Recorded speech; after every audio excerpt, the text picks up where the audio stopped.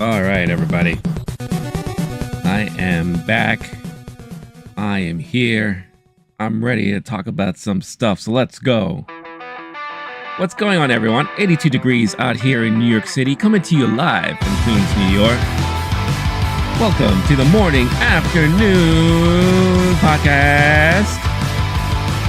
What's up? Hey, let's go.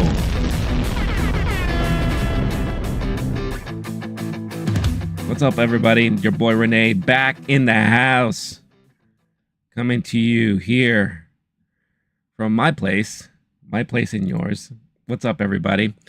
As always, I am coming to you live on traditional horizontal formats and vertical formats, depending on how you like to view your videos. If you watch them on your phone, got the vertical stream going on at the same time. If you're watching at home on your TV, laptop, iPad, and you prefer a larger version of the video, you can find it also here. And you're probably watching it now as we speak. But it feels good to be back. I have been out for a minute because I've been recovering from my cold. I think my voice is better. If anything, maybe you'll hear a slight weirdness to it. I would say I'm 95% better, so hopefully now will be a better time and I won't have to recuperate after today's stream, because I definitely want to get things back on track and get back to a normal schedule here. So very happy to be back, and I'm happy to see everyone who gets to pop in so that I can catch up with all of y'all. What's going on, Arnold? What's going on? What's happening? Hope you're doing well. Hope you're having a good day and a good week so far.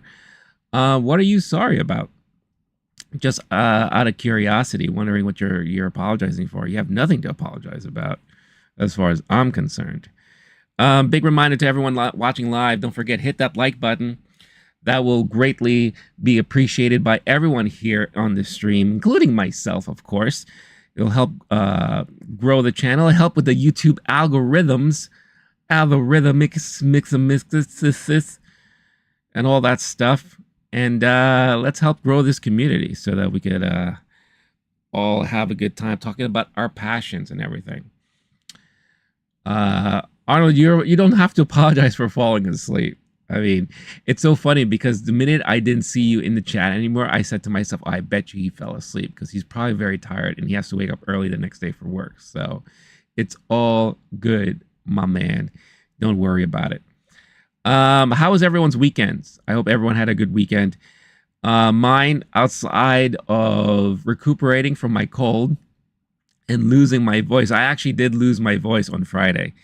So after Thursday's stream, I thought I was feeling okay, but then I noticed like my throat was feeling tired, and I found myself drinking a lot of liquids, and then woke up the next day and I was talking like this, and I was like, oh boy, what did I do to myself? So I do apologize for missing a bunch of streams that I promised last week. Like I said, I'm going to get back on track this week. But outside of recuperating, I did get a chance to hang out with my friend on Saturday. This is the guy I've mentioned in the past, where we're going through our backlog of retro gaming and doing some co-op games. So we did all that. But before I went to his place, I haven't been to a Barnes and Noble in a very long time. And if you know me, I like to buy DVDs and Blu-rays a couple times throughout the year. There are two main occasions that will get me to buy like Blu-rays and kind of get back to building my physical media collection and library. One such occasion is always going to be Black Friday, because Black Friday, you'll find some of the best deals when it comes to movies, video games, all that stuff. Second occasion is whenever Criterion has their 50% off sale. Sometimes they have their sales directly on their website, and another time they do it through Barnes and Noble, where they have like a strong partnership with this retail chain. If you don't know what Barnes and Noble is, it is one of the, if not the only remaining retail chain here in the United States that sells books, physical books, movies, CDs. You could buy vinyl from them now and all that stuff. And right now, they're currently having this month their annual 50% off sale for Criterion Blu-rays and DVDs. So I decided to take advantage. I picked up a couple of things. I'm going to share those things with you today. And I'm so excited for these because out of the four things that I bought, I've only seen one of these movies. So a lot of these movies are going to be first-time watches that I'm going to be very excited for. Very, very excited for. What's going on, Jester? Nice to see you. Nice having you back here. I hope you're doing well. Hope you had a great weekend. Why don't you see the chat? I'm not sure what you're talking about. The chat is right here. I'm looking at it right now. Arnold came home an hour ago. Now I'm chilling. All right. Well, I'm glad you could chill with us here. Am I talking about House of the Dragon? I am. I'll be talking about the episode 5 of House of the Dragon later on in the stream. Probably after the first hour, I'll be talking about it. So yeah, so excited to talk about that. A little slower episode this time around, but I feel like we're back to playing chess again on the show, which is always fun and all that. So, all right. So here's my haul from Barnes & Noble, Criterion stuff. So the one movie I did see already before, and it was like when this came out, I believe this movie came out in 2023 or 2022. No, 2022. It was one of my favorite movies of that year, and that is, and unfortunately, the stupid Barnes & Noble sticker is blocking the title, but that is Triangle of Sadness. I'm very, very excited to own this movie now, finally, under Criterion. This is gonna be a great rewatch. Again, this is one of the movies I saw at New York Film Festival. I really enjoyed it. This was the Palme d'Or winner of Cannes that year. And if you've never seen this movie, I highly recommend it. One of the things that I think we tend to ignore is the little descriptions of movies that they sometimes write in the back of these physical media discs and all that. So let me read you the synopsis here. Master of social discomfort, Ruben Osterland trains his unsparing lens on the world of wealth, beauty, and privilege in this audacious Palme d'Or winning satire of our status-obsessed culture. A model influencer couple, that is Harris Dickinson and Charles B. Dean, who I believe passed away during the filming of this movie or shortly after. So this makes it kind of a sad thing too. Get a ticket to the Lux Life when they're invited aboard an all expenses paid cruise alongside a courtier of rich and ghoulish.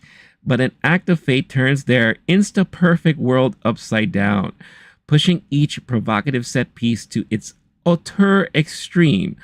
Osterland maps the shifting social hierarchies with the irreverence of a modern-day Louis Buñuel and the incisiveness of a cinematic anthropologist. So there you go. So I love this movie when it first came out. I really, really enjoyed it, and I can't wait to rewatch this. So really, really, really love that.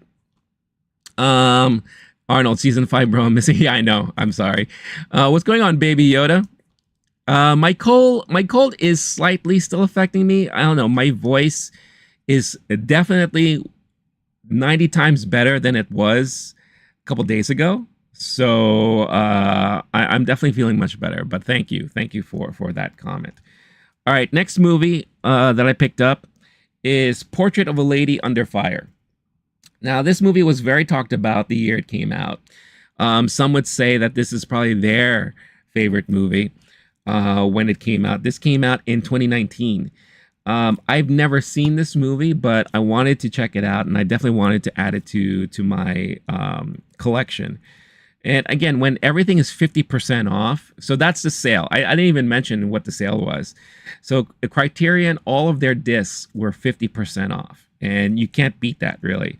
Because, and if you're not familiar with Criterion, they are definitely a high-end boutique DVD Blu-ray studio. They always team up with directors to release their films on physical media, and usually they have like great behind the scenes stuff, interviews with the director. They do a lot of commentary. So if you're a huge film fan, a lot of these DVD releases are very, very well done, especially if you're a major fan of those movies. So a quick synopsis read from the back of the DVD here, of the Blu-ray, I should say. Passion brews quietly between an artist and her subject until together they create a space in which it can briefly flourish. In this sumptuous 18th century romance from Céline Sciamma, one of contemporary French cinema's most acclaimed auteurs. Summoned to an isolated seaside estate on a secret assignment, Marianne, played by Noémie Merlant, must find a way to paint a wedding portrait of Heloise, played by Adèle Haenel, who is resisting chattel marriage by further observing her. What unfolds is an exquisite tension in an exchange of sustained gazes in which the two women come to know each other's gestures, expressions, and bodies with rapturous intimacy, ultimately forging a subversive, creative collaboration as well as a delirious romance. So there you go. Very exciting stuff. I can't wait to check this out for the first time when I have a moment. Arnold, I hope you and your family are doing well. You look at all better than last time. Thank you. I definitely feel a lot better. So that is, it's good to know that I at least look better. So that's good. Baby Yoda has a question. I'm waiting for it whenever you're ready to share. I'll talk about my next pickup, and that is Vampire. This is a very old black and white movie. I believe it came out in 1932. It's a German film, and it was supposed to be like one of the very first really scary movies in the black and white era. I'll read the synopsis back here. With Vampire, Danish filmmaker Carl Theodor Dreyer channeled his genius for creating mesmerizing atmosphere and auteur, unsettling imagery into the horror genre. The result, a chilling film about a student of the occult who encounters supernatural haunts and local evildoers in a village outside of Paris, is nearly unclassifiable. A host of stunning camera and editing tricks and densely layered sounds create a mood of dreamlike terror. With its rolling fogs, ominous siths, and foreboding echoes, Vampire is one of cinema's great nightmares. I've heard a lot about this movie, and I've heard a lot of people who are fan of the horror genre. They've talked about this movie a lot, so I definitely have been wanting to check it out, and I'm really glad that I got to get this now on Blu-ray. So I'm very, very much excited for that. This movie is crazy. Which one, Arnold? Are you talking about the Vampire? You talking about this one? Do I have a pito? What is a pito, Baby Yoda? I'm curious. Let me know what is that. Don't think I'm familiar with that. Vampire, yes. So you've seen it, Arnold. Yeah, I can't wait to check it out because, again, I've heard so many people talk about this movie, and it's been one of those movies that I've always wanted to check out for myself. So I figured what a great way to do so by picking it up. I mean, 50% off, only $20 for this. And it comes with, there's an alternate version of the movie with English text, video essay, a radio broadcast from 1958 featuring the director reading an essay about filmmaking. Plus, there's a booklet involved too about the making of the film. So I'm very much excited to check all this stuff out.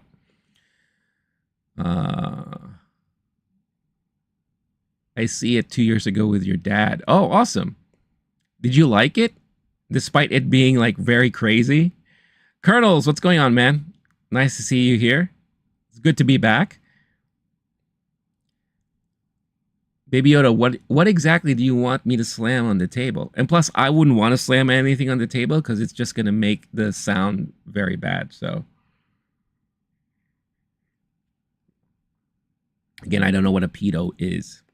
P-I-T-O.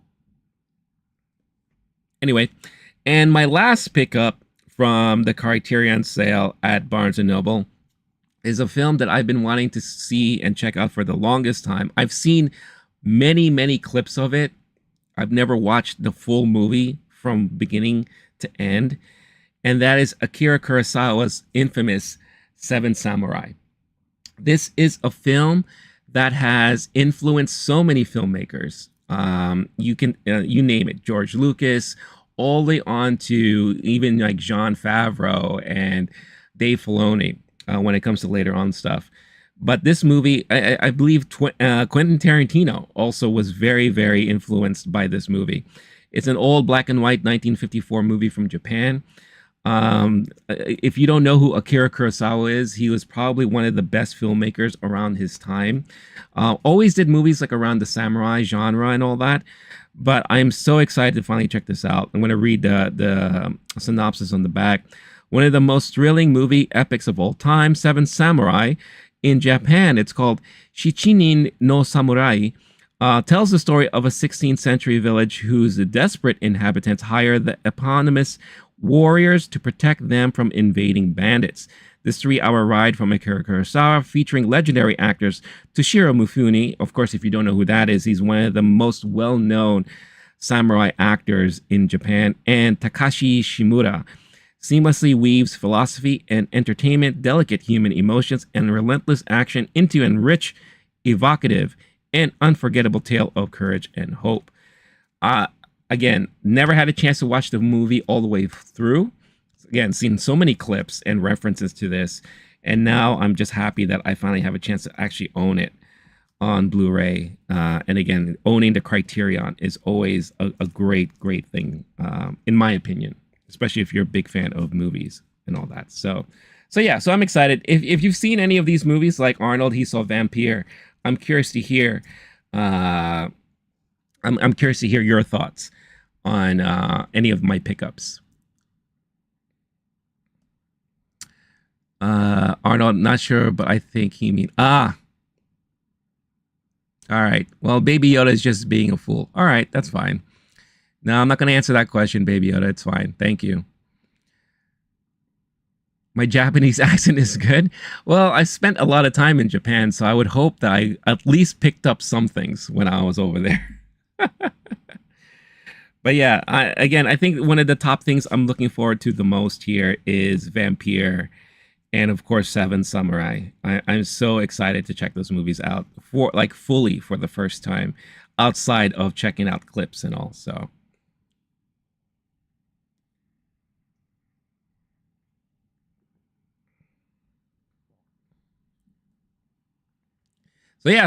yeah, my weekend was just enjoying Barnes and Noble, my pickup there, hanging out with my friends, and recovering from my cold and all that. So, Colonel's watching The Long Game right now. So far, so good. I might enjoy it. Golf movie about Mexicans. I paused it to listen to me. Oh well, thank you so much. Nice of you to do that. So, when did The Long Game come out?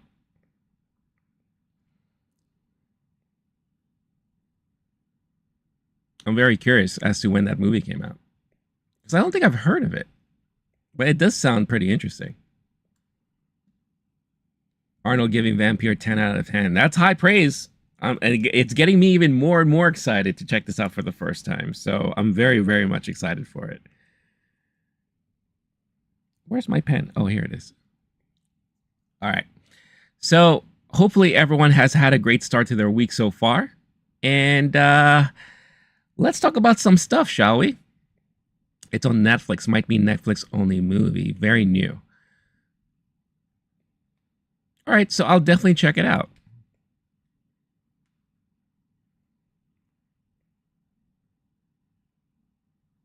Today I saw the first time the new Hunger Games movie. Oh, you're talking about the what's that? The Ballad of Songbirds and something something. The very excruciating long title of a movie that is. What did you think about it? Oh, the Longlegs movie. Yeah, so Longlegs I actually saw I guess at this point 2 weeks ago. So I got a chance to see I was invited to a special screening of it. And because of my cold, I wasn't able to finish my review video that I'm going to upload to the channel. And I think I have a different idea of what I want to upload now, so I'm going to be changing it. So I do apologize that that's not uploaded on the channel yet. But Longlegs is probably, in my opinion, probably going to end up being one of the scariest. Well, okay, let me rephrase. Probably one of the best horror slash thriller movies of this year. And one of the reasons why it's so good is because it stays with you well after you watch the movie. A lot of the imagery and a lot of the cinematography is so haunting in a way. And what I love about the film was that, and again, I'm not familiar at all with Maika Monroe. And that's why one of the things I'm going to be talking about today is that I allowed myself to kind of go through her filmography and her well-known movies. Because, she's been what they kind of dub as a scream queen for a very long time now. That's why I kind of titled this The Battle of the Scream Queens, because you have her movie and Mia Goth's movie out at the same time. But she portrayed this character that is very much like Jodie Foster's Clarice from Silence of the Lambs, but in a very different way. And what I love about Nicolas Cage's portrayal is that there's so much even after the movie that you do not know about him. And he comes across as very creepy and eerie and very like sick and sinister. And not going to be talking too much about like plot points or what happens in the movie, but there's a certain point in the movie where even after that, you're still wondering what was he doing and what caused him to fall in that alignment that he was falling under and everything. And it's so creepy, so crazy how everything was put together. And it's probably one of the better looking thriller horror movies I've seen so far this year. So I highly recommend it if you're a fan of the horror genre. It's like I said, it's more of like a psychological thriller. A lot of people are going to be comparing it to Silence of the Lambs, Zodiac, maybe even Seven. In my Letterboxd review, I kind of said that it's like the bastard child of all those movies combined. It's not better than any of those movies, but you're going to get a lot of similarities or things that you can tell that the filmmaker was very influenced by those movies when he made this. But what makes it very haunting is what stays with you long after you watch the movie. And even though there is somewhat of a conclusion at the end of the movie, you're still wondering like what is really going on here and how did things get that way.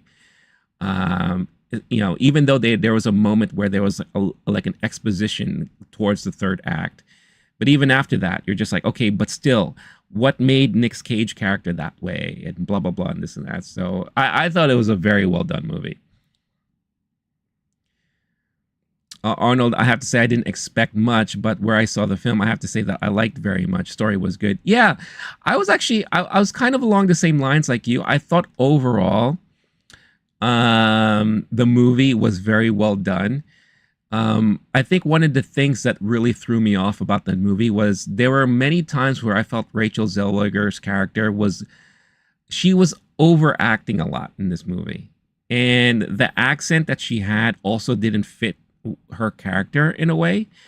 So there were a lot of those moments where she was on screen that kind of threw me off. And I don't have anything against Rachel. I know a lot of people are kind of tired of her shtick, especially like when she gives interviews and all that. I'm not at that point yet, but I have something against actors and actresses who overact because they approach it very much like kind of like the overboard, over the top acting kind of ways of the craft. And I don't know if I'm making any sense right now, but a lot of these people, they're kind of like Broadway actors, right? And they're like thespians, and they really come across as like, I am an actor, I am a performer, and I felt her acting was a little bit over the top in that. But there were parts of the movie that I did appreciate. So I was a big fan of the Hunger Games movies. I never read any of the books. And there were some things that I questioned in this movie. Like, again, spoiler alert. I mean, the movie's been out for a while, but you know, her character is literally about to be eaten up by a bunch of snakes, and yet she decides to take a break and sing to the camera and to the crowd. And it's like I guess like a war cry song, and she's singing and singing and singing while she's just about to be eaten by snakes. And I just like, really, that is what you're gonna do during your quote unquote last moments instead of trying to run away and all that. So yeah, I found that to be kind of odd and everything. By the way, I have to say, and everyone, you could all say goodbye to Baby Yoda. Um, I find it really hilarious how, you know, when people want to troll you on streams, I love it how they always have to hit you first with some pleasantries to kind of mask what they're going to do. Like Baby Yoda is the funniest example recently, where and so far this is the first ban of the stream, so I think we're on a good start. Um, how, oh, I'm so sorry your cold has been affecting you. It's been a while since you've been streaming, blah blah blah, and you know, I hope you're feeling better. By the way, I'll pay you $100 to blah blah blah this and that. I'm just like, all right, you know, people are funny. They crack me up. But yeah, Long Legs is a good movie. If you haven't had a chance to see it and you're into like those horror thriller type movies, I highly recommend it. But with that being said, that leads into our conversation about the weekend box office. So let us dive into everything that's currently happening at the box office right now. Now, since I wasn't able to stream last week, I do want to talk about briefly last week's box office because there's some things to definitely take note there. And let me share my screen real quick so that you can see what I'm talking about here. So this is the weekend of July 4th weekend.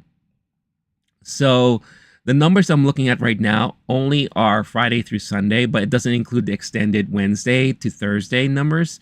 Despicable Me 4 obviously was the #1 movie of that weekend with 75 million earned. Overall, 122.6 million as of the 5-day holiday weekend.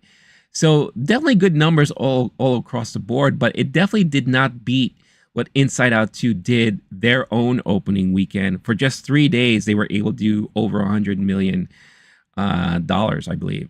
So still strong for Despicable Me 4. That franchise is not going anywhere anytime soon. It did claim the #1 spot. Inside Out 2 fell to second with 30.3 million for that 3-day weekend. I don't know what the full 5-day total is, but overall, as of last weekend, $534.1 million overall. So very, very strong performance still, Inside Out 2. The main thing I want to talk about is Maxine's debut. Maxine, the third in the whole Ty West X trilogy with Mia Goth, debuted with only $6.7 million that opening weekend, which sounds very low. But if you remember, if you know anything about these movies, they're made with a very low budget. So I'm thinking he probably spent $10 to $15 million, if not slightly more, on Maxine. But still, those are very low numbers that I was personally expecting from what appears to be, at least within the horror community, a beloved movie franchise that kind of built and kind of butted its way up, especially when Pearl came out. So I'm very, very surprised to see that would be the number that Maxine debuted with. And then, of course, another thing to note that Horizon, An American Saga, Chapter 1, performed so poorly at the box office that not only is it releasing on video on demand this week, but they delayed the theatrical release for Part 2. Personally, I don't think we're going to see Part 2 release in theaters this year or at all. They're probably just going to end up releasing it video on demand because it looks like no one wants to go out and watch this movie. And I don't blame them because they're already getting Yellowstone and all that stuff on streaming and through their platforms now. So why go out to the theater to watch something that looks very similar to what they're already watching at home? It just doesn't make any sense. So let's move on to this past weekend to see where the numbers are all stacking up. Let me quickly check the chat here. Colonels, people say the book is better than the movie. It's cheaper to make a book than a movie. Question is, have you ever had an instance where the movie is better than the book? I have. And I will say that, um, let's see. Now this is gonna be kind of obscure in a way. I kind of think that the movie adaptation of Norwegian Wood, a famous novel by I'm forgetting the author's name right now. It was a Japanese movie. I thought that movie was able to capture a lot of emotional moments that the book kind of struggled capturing. So that is like one of the rare instances where I would say the movie it was actually much better than the book. Jurassic Park, I the, honestly, my opinion on Jurassic Park is that the movie itself did a very, very good job at covering most of the important stuff from the book.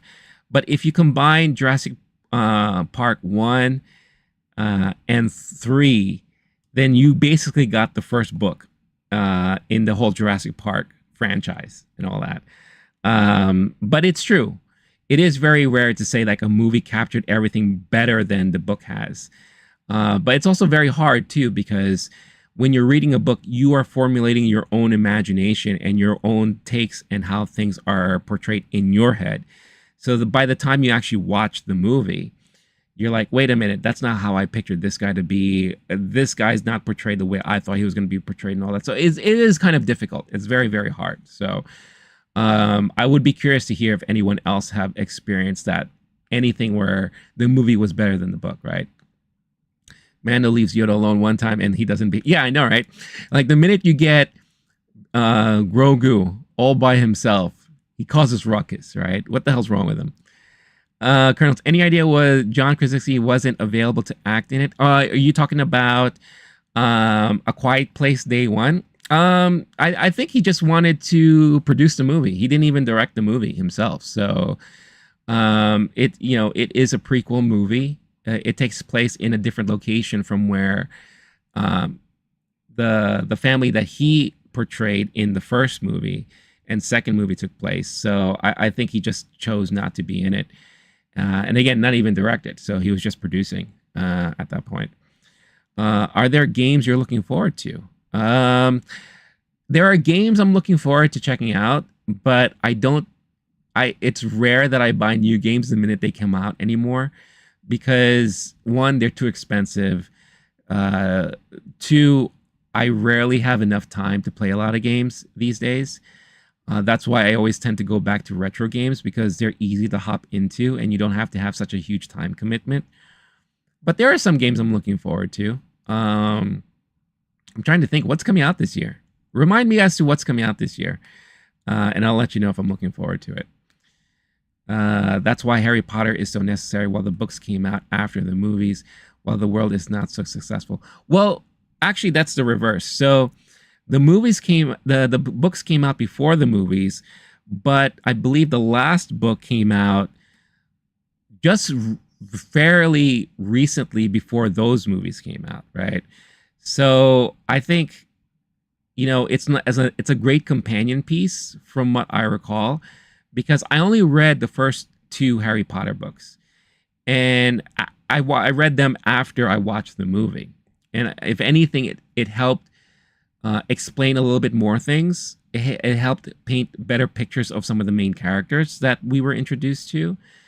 I never had a chance to read the rest of the book series, but I was a huge fan of the movies. But a lot of people are saying that if you really want like a great companion piece to the movies, the books are the best way to go. And it's one of the rare occasions too that I would say that there wasn't a lot of discourse, at least not too much, about the movies compared to the books. I feel like a lot of people were very happy with how that came out. Unlike Game of Thrones, where once they veered away from the books because guess what? They ran out of books. Then I think that's when people start complaining and all that. At the same time, I also just think George needs to really start finishing all of his books before he passes away, because you're going to leave a lot of people who are going to be extremely pissed off and disappointed. Arnold wants to play the NFL game, and oh yeah, that's a great one. The new Star Wars game, Outlaws. That is a game I would love to try. That is a game that I would love to try when that comes out because that looks interesting to me. I'm a little wary on it because it is Ubisoft, and I think Ubisoft messes up a lot of stuff recently. But I am very curious as to how that game's going to turn out. So yeah. All right. So this past weekend at the box office, Despicable Me 4 remains in first place with 43.5 million. Overall, domestic gross is $210 million, which is awesome. It's doing, like I said, this movie is not going anywhere anytime soon. So that is, this franchise is going to be around for a while, whether you like it or not. Longlegs, the movie I was just talking about previously, and the one horror movie that is going toe-to-toe with Maxine right now, came in second place. And this was Neon's best opening weekend for any of their movies that they're coming out. So really, really happy to see a great turnout for this. 22.4 million opening weekend there. Great stuff for that movie. I think well deserved. I think this is a great example of marketing, how marketing really worked, because the marketing campaign for this movie was brilliant. And I think one of the reasons why you're seeing this movie perform much better than Maxine is. What's going on, Scorched? You're watching Vampire Kiss right now. That's the movie with Alyssa Milano? Is that the one I'm thinking about? And Nick Cage? Or is that the Nicolas Cage movie? I'm thinking of maybe two different movies, but let me know which one that is. Arnold, Harry Potter is the reason why I'm immersed in this world and why I'm so interested in all nerd stuff. That's awesome, man. That's great. It's nice to know that that was like your gateway to the world of all of these things. Arnold, I have a good friend who can play before they come out and test, and he was allowed to play the new Star Wars game. Oh, that's great. What did he think of it? Did he say anything? Scorch, it is the Nicolas Cage movie. Okay. Yeah. Oh, that's the movie. Yeah. I briefly talked about that movie when Renfield came out with my friend on the podcast. And yeah, that was like definitely one of his crazier movies from back in the day. I've never had a chance to see the whole thing, all the way through. But I would love to hear your thoughts when you're done watching it. So yeah, so Longlegs, again, great performance for them. Inside Out 2 fell to third place, 19.9 million. Overall, domestic gross 571.8 million. It looks like the wind is getting knocked out from under it. It's slowly fizzling out because I think everyone who wanted to see it already had a chance to see it. But if you look at the worldwide total, look at this number, everybody. Look at this number.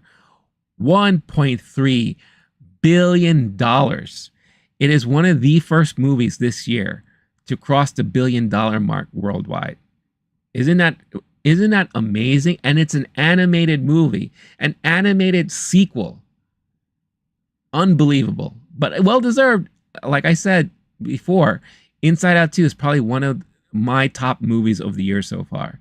I would definitely put it within my top 5 for sure. But what a great feat that thing has accomplished. Good for them on that one. But there's a downside to that too, because that means this is telling Pixar and Disney sequels work, sequels bring money, sequels bring people to the theaters. So Pixar already said it before that they're going to be focusing a lot on sequels, on well-established properties that have already been out there. So that's why we're also getting a Toy Story 5. That's why we're going to end up probably getting another Monsters, Inc., I'm sure. And I won't be surprised because even though you don't think they do well, the Cars franchise does really well with kids. So I won't be surprised if we see another Cars movie sometime in the future.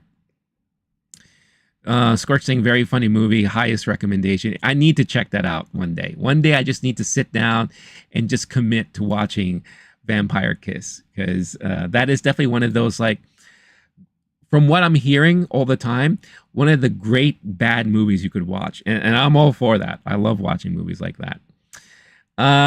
Let's see. Coming in fourth for this past weekend was A Quiet Place Day One, $11.3 million, 115.7 domestically so far. I think worldwide it is at 221.6, which is not bad for this franchise. Again, this franchise is done through a lower budget, not a lot of fanfare and all that, but it definitely is a great franchise, and I really, really appreciate the franchise, and I love it. And this was a fun movie. It was very entertaining. The other new release from the weekend was Fly Me to the Moon. This is the latest rom-com with Scarlett Johansson and Channing Tatum. 9.4 million. Not surprised that it only came in fifth in earning this much because rom-coms typically just don't do well anymore in the theaters unless it's like one of those rare occasions. Like last year you had J-Law doing that rom-com that performed extremely well because it was one of the first times we saw J-Law do a movie like that. So I think that's one of the reasons why it did well. Plus you had that movie with Sydney Sweeney and Glenn Powell. I think that movie did well because there's a lot of fans of Sydney Sweeney and Glenn Powell. And I think also the marketing campaign for that, them touring around, really playing off on the whole couple thing and all that, I think that really helped a lot with movies like that doing well. Just like Longlegs. The reason why so many people went to see Longlegs was because of his marketing campaign. You couldn't get away from it, from social media, YouTube, all those things. They released a series of very, very short snippet clips and trailers and teasers that kind of like built on this mystery as to what Longlegs what Longlegs is, who is Longlegs, and all that. So I think that's one of the driving forces as to why it did so well at the box office. And Maxine didn't, because they don't spend a lot of marketing dollars on Maxine. And that's just not what A24 does. So yeah, Fly Me to the Moon is on fifth.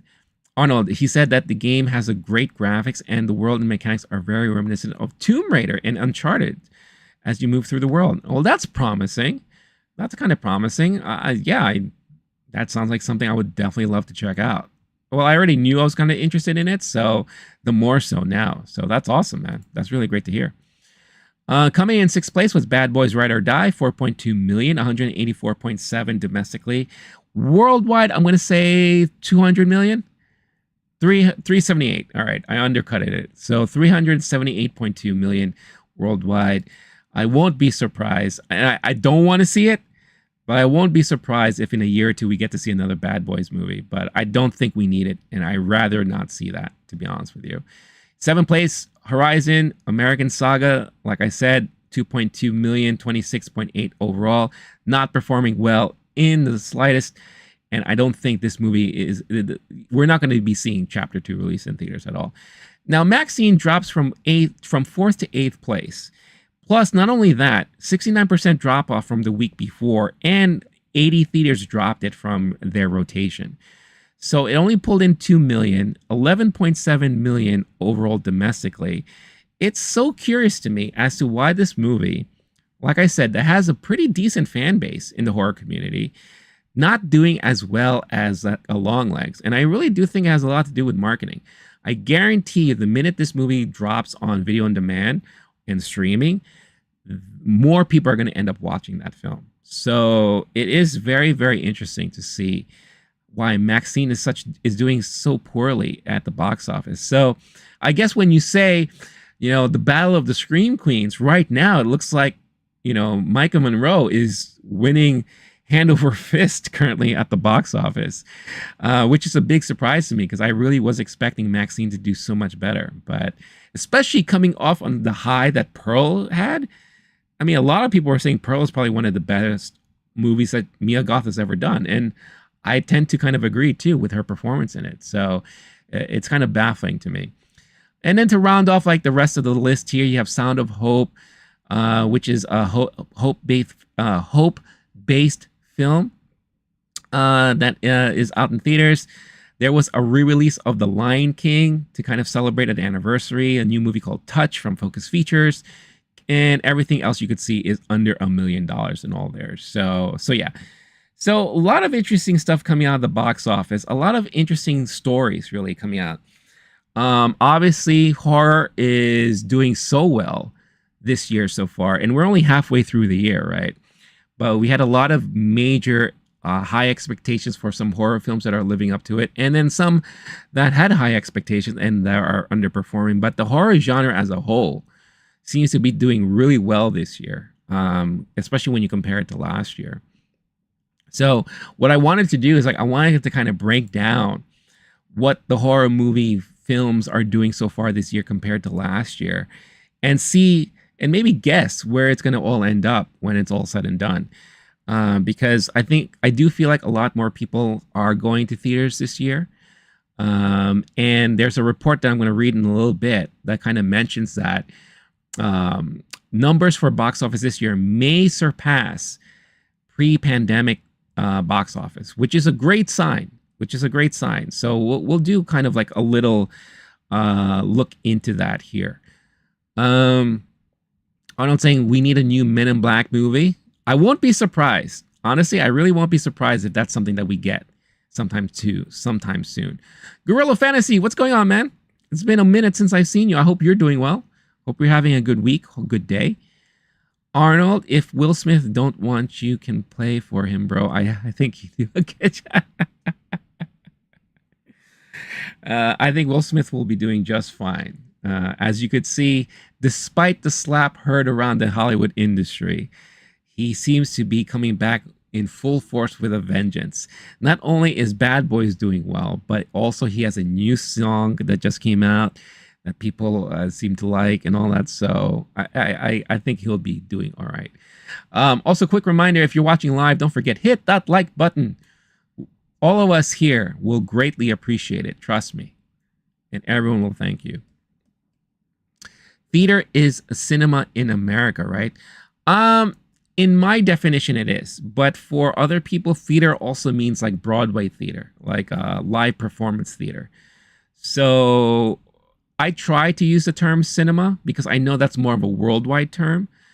But yeah, for most people, theater is also kind of cinema. But, you know, like I said, to those who are big into Broadway and musicals, theater also, that's what they call that too. All right, so what I did is like I pulled a bunch of numbers of the horror movies that came out last year and all the horror movies that have come out already this year. And I kind of want to do like a quick comparison of them and see how the genre is doing so far.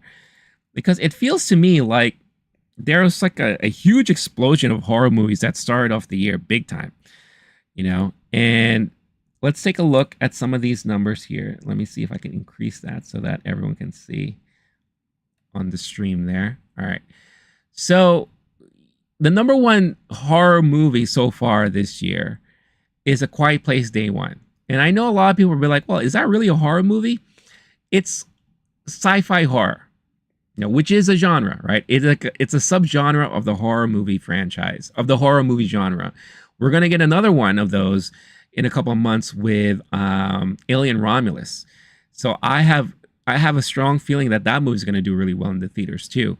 But we could kind of see how something like that is going on with A Quiet Place Day One, 115.7 domestically at the box office, right? So it's a top winner so far this year. Then you had The Strangers Chapter 1, 35.2 million. Night Swim that came out in January, 32.4 million. Imaginary that came out in March, 28 million. Abigail with 25.8 million. Longlegs, 25 million.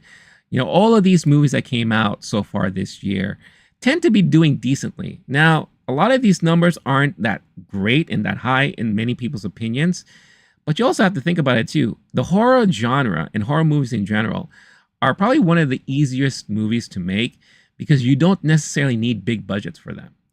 I guarantee you a lot of the budgets for most of these movies are probably under $50 million, right? Especially when you go into someone like the Neon movies and the A24 movies, like those movies tend to have much lesser budgets. So I think the return of investment, the ROI, is going to be much higher when you put that all into perspective here and all that. But so far, if you add up all of the horror movies that we got so far this year, and a lot of these totals are also not finalized because there sometimes data is like a week behind. Currently, we're at $378.2 million for the year so far domestically. Worldwide, we're at $712.4 million. This is just this year horror movie genre, right? Now let's compare it to last year. What's going on? Am I dead? Nice to see you back. Nice to see you here. Thank you for joining. Always appreciate it. I hope you're having a good day and good week so far.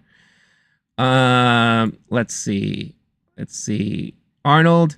Yeah, because in Germany, theater is musical stuff and cinema is movie stuff. So this is why I was confused. I get it. Yeah. So I will do my best to call it cinema instead of theater. But I for most Americans, they always say, "Oh, I'm going to the theater," which means they're usually going to watch a movie.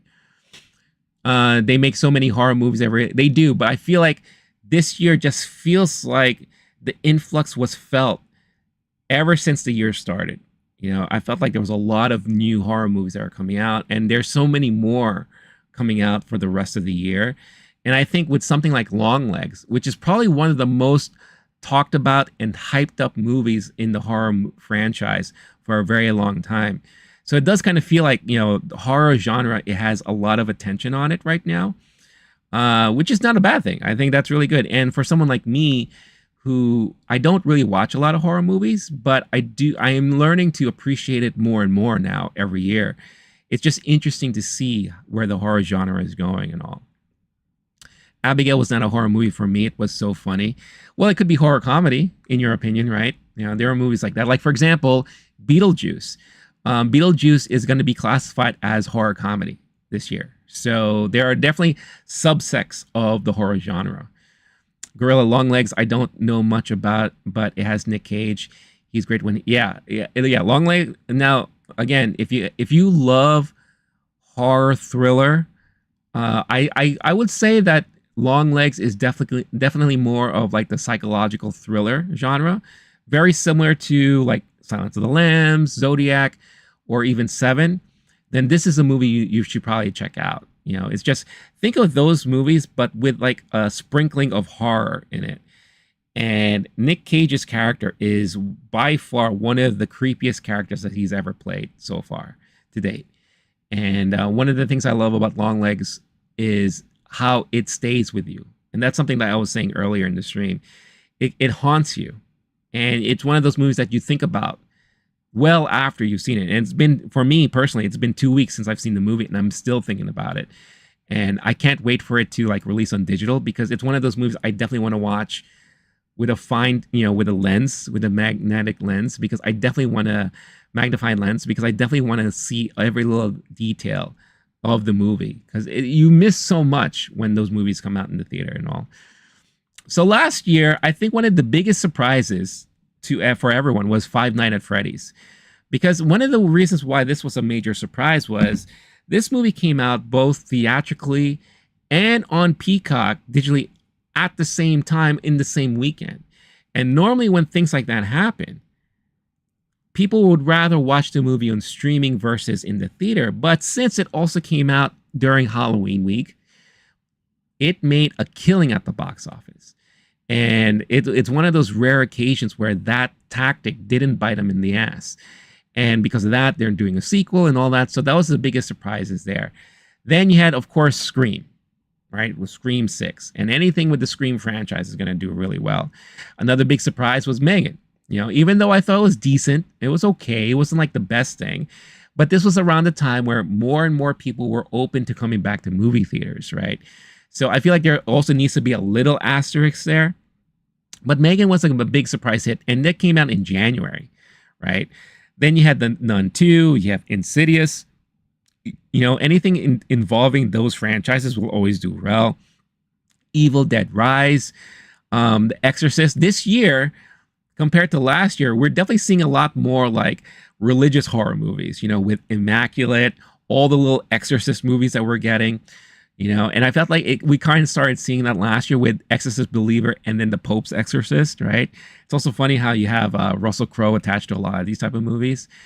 Then, of course, you had Saw X, Talk to Me, which is like a great A24 horror movie. Very, very low budget. And look how much it did, 48.2 million. Really, really great stuff. And then on and on and on. So when you add up the total of the year, last year, domestically, $898.9 million, right? And worldwide, $1.86 billion as far as the horror franchise is concerned. Now, what are we going to see this year? Like I said, right now, we're at 378, just very close to 400, 712. So we're not at the $1 billion mark yet worldwide. But we have a lot of movies still coming out for the rest of the year. Like I said, Alien Romulus, sci-fi horror. Beetlejuice, horror comedy, right? Then there's a lot of Nosferatu, which is coming out in December. a very high, in my opinion, highly anticipated movie in the horror franchise. So it's really, really interesting to see how this is going to turn out. Will this year end up beating last year? I don't know, but I would say quality of horror movie is probably at its peak so far this year, with a lot of the quality of horror movies coming out that are very, very well done, and movies that I will definitely always recommend if anyone's looking for like a nice horror type movie to watch this year. Mom, here I'm curious to hear your thoughts and what you think about the horror franchises, the horror genre specifically this year compared to last year, and what you're looking forward to and what you're expecting for the rest of the year. Any news on Salem's Lot remake coming out? Last time I checked was that I think it's still slated to come out this year, but I don't know. Anything other than that, I'm not really sure about. So I'm curious about that too, because that is another classic Stephen King novel that I think is long overdue for like a revival. So I'm very curious as to how that's going to come out. Let's see. Arnold, today my day was 3 out of 10, but you make my day 8 out of 10. Awesome. I'm always very happy to hear that. What do I need to do to make it 10 out of 10? You know, let me know. I'm just very curious. Gorilla, Nick Cage is most under-respected actor of all time. People just don't understand who great he is. I totally agree. What makes it even better is his choices of roles that he's doing with the last one, I want to say like 6 years, because a lot of his movie choices have been phenomenal. You had Dream Scenario that came out last year that I really enjoyed. Unbearable Likeness of Being was a fun, little funny kind of thing. Renfield was pretty hilarious. Pig, I still think Pig is one of his best roles that he's ever had. And now I will add Longlegs to that list, to that right under Pig. Of course, voicing Spider-Man Noir and all that. You know, Nick Cage is such a great actor, and I love what he's choosing to do in his later years in life. So, really, really great stuff. So whenever I hear Nick Cage is attached to something, of course, I get really excited and all that. Gorilla saying Russell Crowe is at his best when he's overweight and throwing chairs in hotel lobbies. I can't argue with that. Recently saw Color Out of Space the other day for the first time. Awesome. Gorilla, what movie is that? Color Out of Space? I don't think I've ever heard of that movie. Jester saying Nick Cage is awesome. I think everyone here will agree with that. My dad, they did remake Salem's Lot in 2004 with Rob Lowe and Donald Sutherland, but it wasn't very good. I think that's maybe why I don't remember it. Because they also remade Texas Chainsaw Massacre. Like, I feel like in the early 2000s, they remade a lot of those type of infamous horror movies from like the late 70s and 80s that I think a lot of people tend to have forgotten at this point, because not a lot of them were actually very good. Didn't they remake Psycho also with what's his name? Oh my god, why can't I think of his name? He was in Dodgeball. You know who I'm talking about. Nick Cage horror movie based on a live stream. Really? Color Out of Space. Oh no, retracted. Maybe that's not the case. I like the movie's Willy's Wonderland. It's basically if Nick Cage was in Five Nights at Freddy's. And Vince Vaughn. Yes, thank you, Am I Dead? Yes, Vince Vaughn. That is correct. That was in the early 2000s, wasn't it? Jester, I almost watched Willy's Wonderland for the first time over the weekend because of Longlegs and it being released recently. There are a lot of movies of Maika Monroe that I'm not familiar with, that I've never seen. So I decided to do like a little watch of her movies for the first time. And I was going to squeeze in Willy's Wonderland in there, but I haven't had a chance. I ran out of time. So I hope to do that basically sometime soon. Gorilla Fantasy, Nick Cage horror based on Lovecraft. Oh, really? Oh, that's interesting. I might have to add that to my list. I've never heard of that movie. Arnold saying you want to do 10 out of 10, you just have to do what you do so far because some people were Arnold, you're awesome. I always appreciate the kind words, really. Serious autocorrect problems? No worries. Autocorrect always does us in somehow.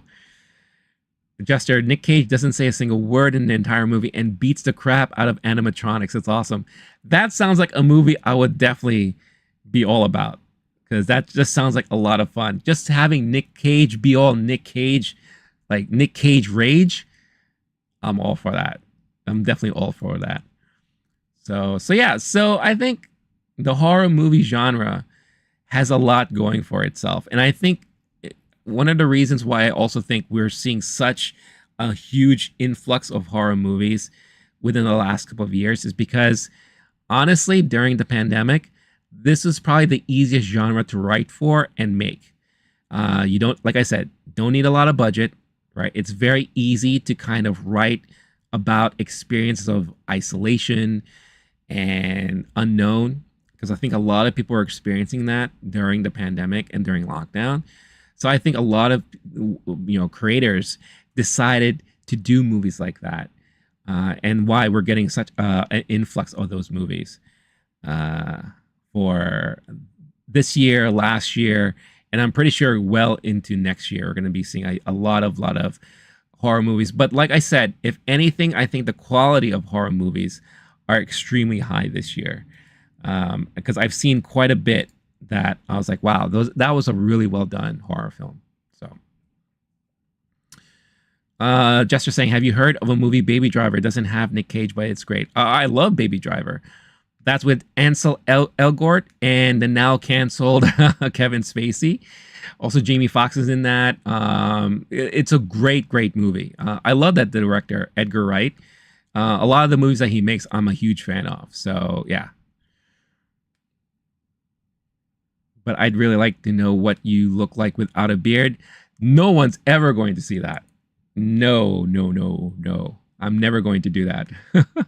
The bees. Oh no, that not the bees. Clone Wars for life. What's going on, Ben? How you doing, man? How was your tournament? I believe it was this past weekend, right? Let us know how you did. Or am I mistaking it? I don't know.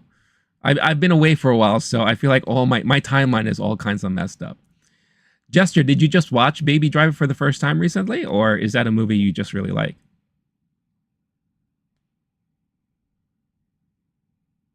Also, really appreciate everyone popping in, showing up. I was a little concerned that not sticking to a good schedule the last week because of my cold was going to hurt, and people are probably going to get tired of me not being online. But I'm really happy that you guys are showing up. So really, honestly, it means a lot to me.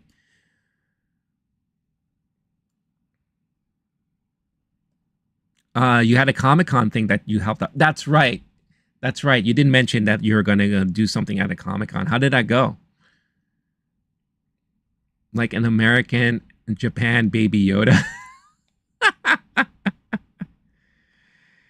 The Wicker Man, I only saw the original Wicker Man. I never saw the remake with Nick Cage. It was one of those movies that when I saw the trailer for it, it just looked so absurd to me, right? This came out, correct me if I'm wrong, this came out early 2000s, late 90s, early 2000s, right?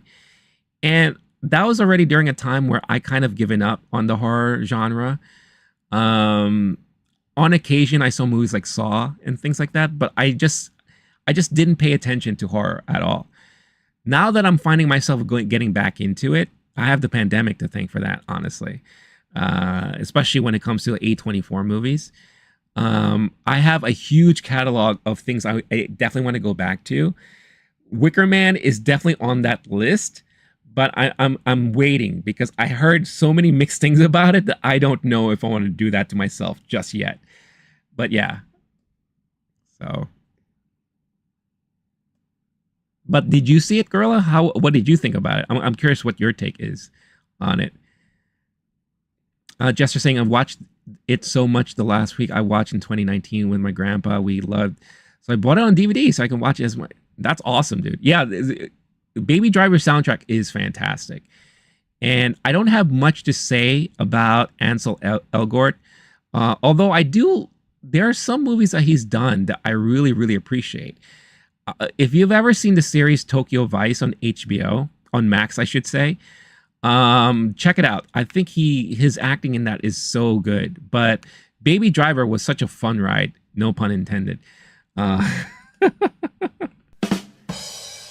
But it was such a great movie, fun movie. The soundtrack is brilliant. And I just love the performances overall, overall. And regardless of what you think of Kevin Spacey now, I also felt, look, I'm going to recognize when someone's a good actor. And Kevin Spacey is a good actor in the movies that he's in. Baby Driver, Usual Suspects, American Beauty, just to name a few. But I have, I can separate the man from the art, or the artist from the art. So I don't have a problem of doing that. But yeah, Baby Driver is a great film for sure. Oh, Clone Wars, you got Mando's autograph. Brendan Wayne, nice. And for those of you who don't know, Brendan Wayne was one of the stunt actors for The Mandalorian. I believe he has two. Brendan Wayne is also the son of, wait, is he the son or is he the nephew of legendary actor John Wayne? I forget which one he is, but he is part of the John Wayne family. And and from interviews I've seen him do, he reminds me very much of John Wayne. Arnold saying if he shaved his own beard, he'll look like Boss Baby. I think if I shave my beard, I probably look like Lou Diamond Phillips. Do I know a site where I can watch Navy NCIS? I do not. And NCIS, that sounds like that would be an NBC Universal property. Maybe? I would check Peacock. Peacock or Paramount. See if they have it. Because that sounds like that would be on one of those platforms. Jester saying, it hurts me that Baby Driver is 7 years old. I know. That movie came out quite a while ago. It's kind of crazy when you think about it. Clone Wars, sorry, I have not had a chance to watch it. You know what? I have some time. Let me watch it now. Let's have everyone enjoy it. Clone Wars for Life, Brandon Wayne was the main stunt man for the wear of the suit. Yes, that is correct. But is he the nephew of John Wayne or is he the son? I forget what is it? All right, let's all pull this up. Clone Wars is such a great supporter of the stream. He shows up, great conversations all the time. So I've always promised to watch these videos, and I never had a chance to. But let me see. Here we go. Matt Emig, right? Is there a particular video you would recommend me watching? I see 2012 Diamond Nationals, 2011.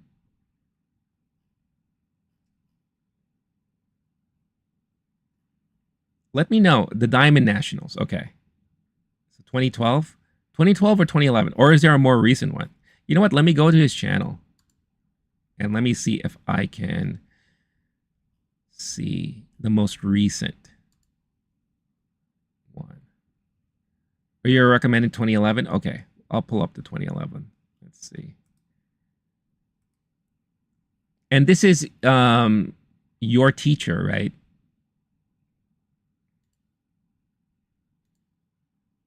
Clone Wars. Gesture is suggesting you could search up NCIS streaming. It tells you automatically what it's on. Yeah, Arnold. Let us know if you have a chance to find it too. All right, so Clone Wars for Life works for this guy.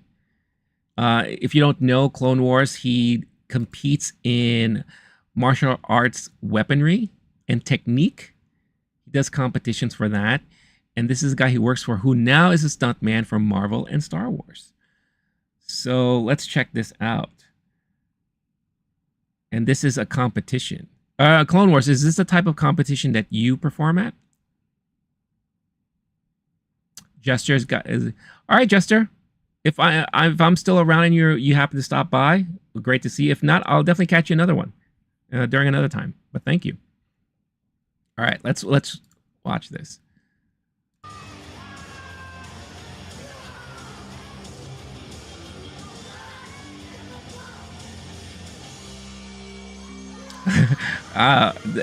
Maybe the music I can't play because it is copyrighted music. So, wow, this guy is quick. Holy cow, he's fast.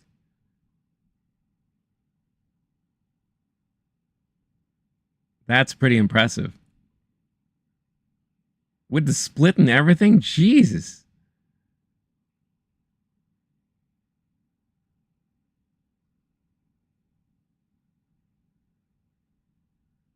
Wow, this guy is bananas.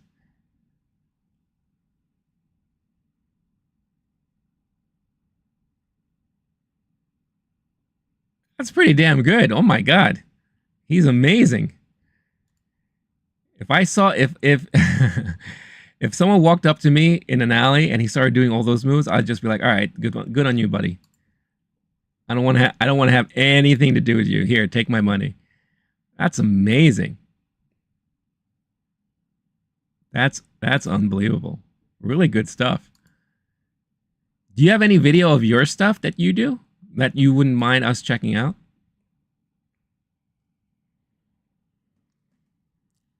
A gorilla saying, "How do you like the liminal space horror genre you find on YouTube? Stuff like Backrooms and Mikhail successfully hitting metal 17 times."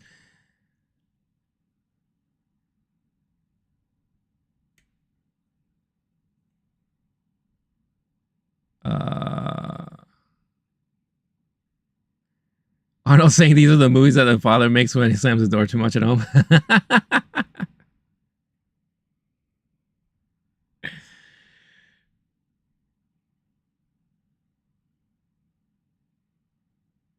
Yeah, Clone Wars. If you want to share any of your own videos, let us know for sure in the chat, and I could check it out here.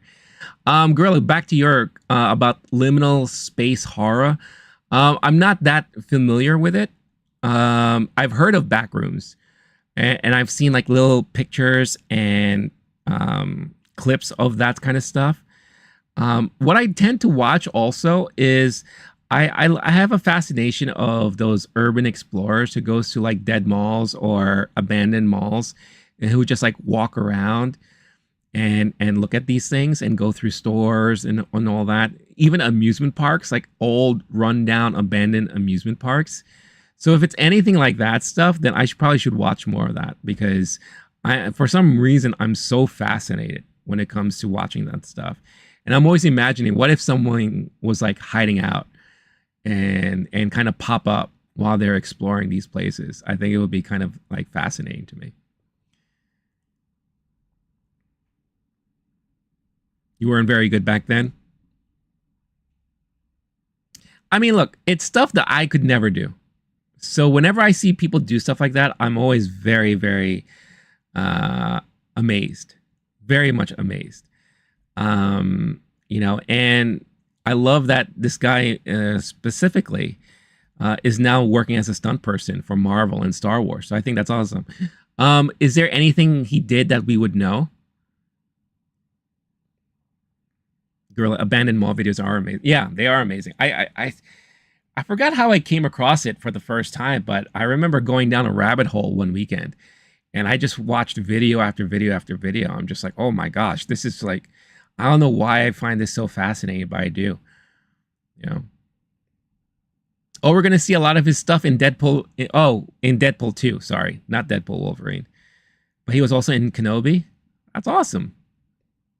Good for him. That's really, really cool.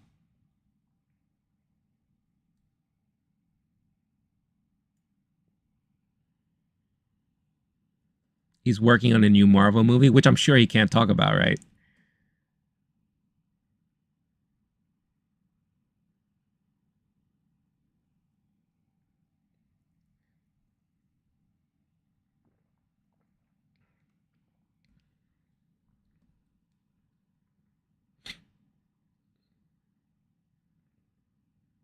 He does a lot with Bucky.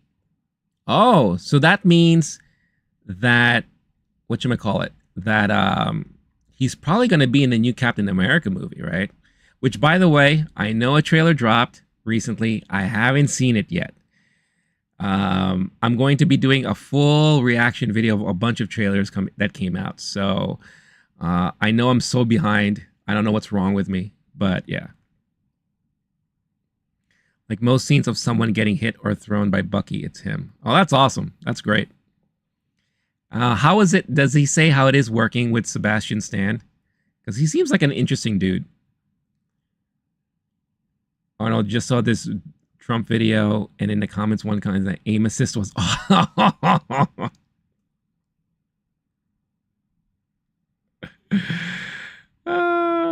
Girl, it's because we grew up in masks and seeing them now abandoned and falling to grew up in malls. You mean? I'm sure you mean.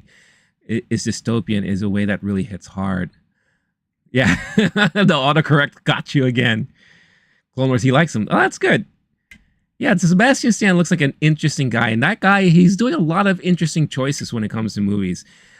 He's one of the actors I think is doing it right, where he does the Marvel movies, where he gets the majority of his money, right? And it allows him to do a lot of these small, more independent movies. Like he just came out with a new movie, a trailer for this new movie for A24 that looks fascinating.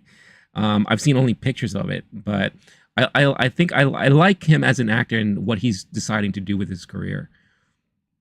But yeah, Gorilla, you're right. Like, if I wish I can go, there was an arcade that I used to go to a lot. I mentioned it in the stream before. Smiles, it was called at one point. Super Amusements, it was called at another point. Like, when that closed down, it would have been great to see that place quiet and deserted. And you're right, we grew up with a lot of these places, so it's so interesting to see it deteriorating and it falling apart, so also just one thing about the whole Trump thing. I'm sure a lot of you are probably wondering, or maybe not, those who aren't in America, what I feel about the whole thing. We don't get it. I never get political on this channel. But when I found out about what happened over the weekend, I was bummed out. I was bummed out because regardless of what you think of a guy, no way in no reality should something like that ever happen to anybody, honestly. It sucks. I feel very, very not confused but disheartened about the country that I'm in right now. It's going to be a tough year with the elections coming up soon. But yeah, I was pretty much bummed out by it, because regardless of what happened, if it went one way, it could have been much worse. With the way it happened now, it's still going to be bad. So there's no winning here, and the weekend was just filled with a bunch of disappointing news. That dropped. Then Richard Simmons passed away, an icon of mine. Well, not an icon, but another figure that I grew up watching and seeing on TV all the time. Me being a major Howard Stern fan, he was always like an amazing guest on Howard Stern, very funny. Even though, yes, they made fun of him a lot, but he was a good sport about it most of the time, And it's kind of sad how he lived his remaining years in seclusion and in hiding. The days before that, Shelley Duvall died. Yeah, I paid tribute to her on Thursday when I did my last stream.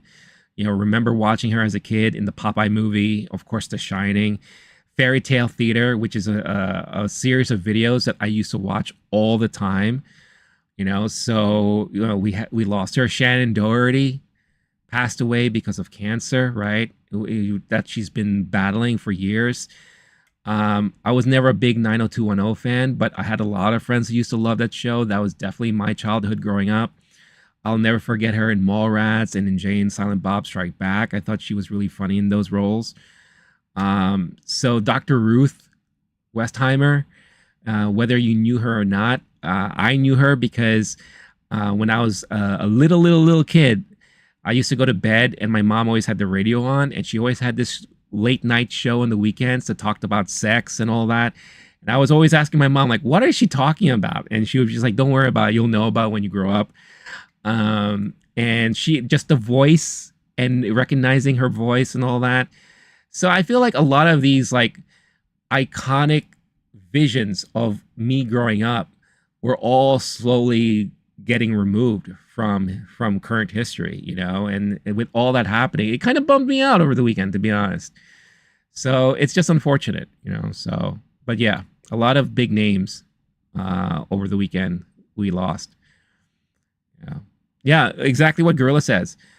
Dr. Ruth, she survived the Holocaust, right? She was a sniper in the Israeli army. Can you believe that? This little tiny woman was known for her sniping in the Israeli army. Went on to be like one of the best speakers and advocates for sex and speaking about sex and being open-minded about sex. But you're right, she couldn't escape the Grim Reaper. But at least she died at an older age, unlike Shelley Duvall and Shannon Doherty. So, and Richard Simmons too. Very, very unfortunate to hear about those names passing and all. So, interesting weekend. Very interesting weekend. Arnold, did you see the docu about Dan? Oh, Dan, the documentary. Yeah. About the Nickelodeon guy, the producer. Yeah, I watched that around the time it first came out. And I wasn't, when those shows were popular on Nickelodeon, I was already too old for those shows, but I was aware of them. I knew people who used to watch those shows. But it's so crazy when you see these things being put to light. Yeah, it's very disturbing. Very, very disturbing. And then how he tried to kind of half-heartedly apologize for things, and then, you had some people that were defending him, but then more people came out, and it's such a hot mess. Such a hot mess.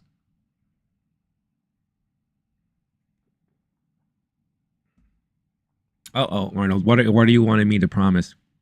Should I be worried?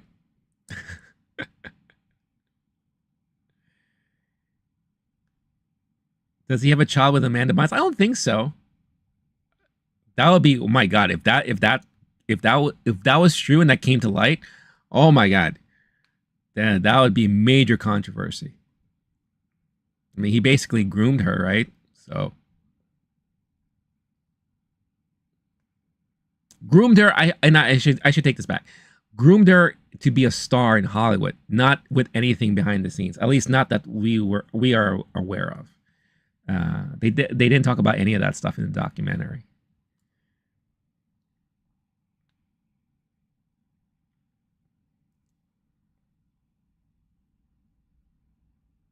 I'm waiting for Arnold's response. I'm so curious what he wants me to promise. But since we were talking about the box office, there's this very interesting article that came out. I believe it came out yesterday from the Hollywood Reporter that I did kind of want to talk about briefly with you guys. And I want to read it for the first time here too. Box office grosses may surpass pre-COVID levels in 2026. That's good news. In a new report, accounting firm PwC, that's Price Waterhouse Cooper, I think, diagnoses plateauing streaming revenue per user forecast and revenue to hit $1 trillion and calls for business model reinvention. An existential imperative. All right, get this video out of here. All right. Global box office and global total cinema revenue will surpass pre-COVID-19 pandemic levels in 2026, but admissions won't do so over the next 5 years. Global subscriptions to streaming services will pass a 5.6% compound annual growth. Okay, numbers, blah, blah, blah. These are just some of the predictions contained in consulting and accounting firm PwC's Global Entertainment and Media Outlook published late on July 15th. The annual forecast, which covers 13 sectors across 53 countries and territories, notes the total revenue increased 5% in 2023 to $2.8 trillion, outpacing overall economic growth. Despite economic headwinds, technological disruption, and increased geographic and industry competition. The next 5 years is projected to slow to 3.9%, though, adding $597 billion to the global revenue pie to boost it to $3.4 trillion.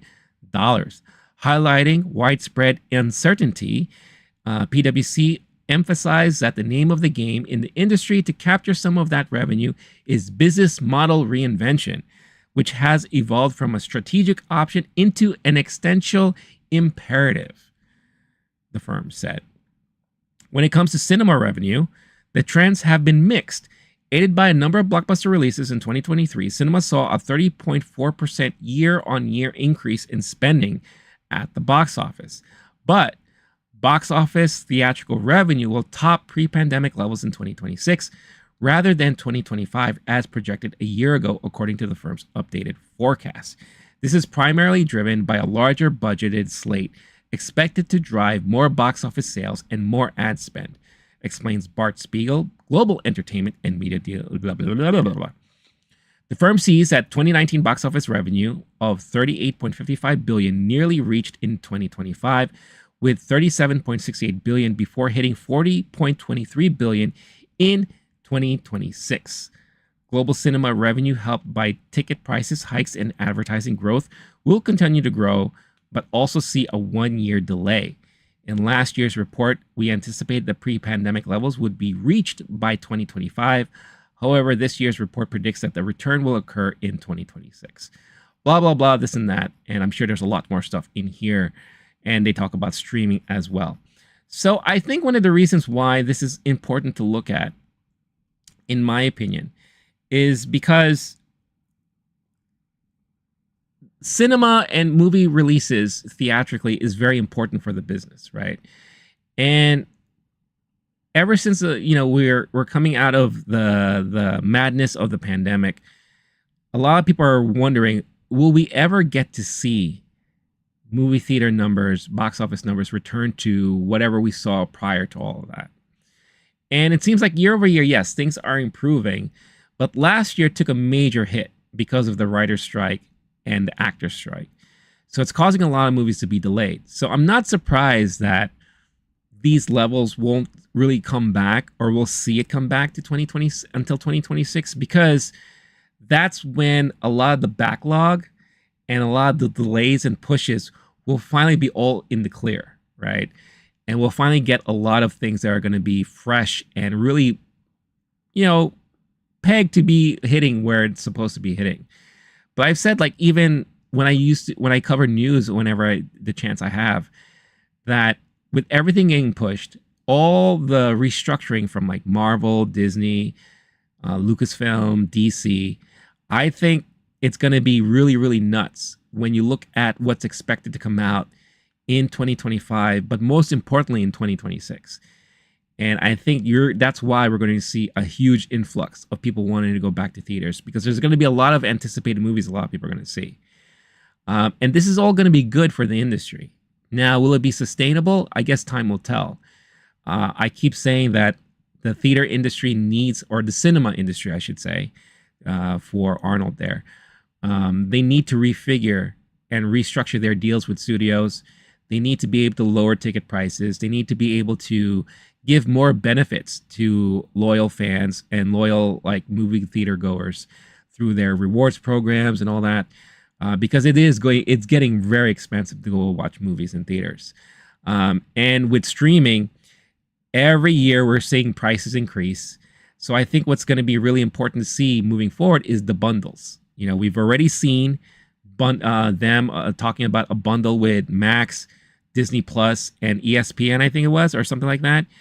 Bundling is going to be a next phase of what these companies are going to try to do to offset the cost of their platforms and entice more people to subscribe to their services instead of one-shots, right? Because I believe there was a report recently that if you added up all the separate streaming services and you pay for them month to month, it's almost as bad as paying for cable, which is terrible, which is not what we wanted to do. We were kind of hoping to get away from all that. So a lot of things, and I agree with what the mention is here in this article. There needs to be business model reinvention. And it has to happen on the theatrical side and on the streaming side. So I'm very curious what's going to happen in the next couple of years. But whatever happens is going to be very crucial to how things are going to be moving forward. So we'll see what happens. But I'm curious, what do you guys think?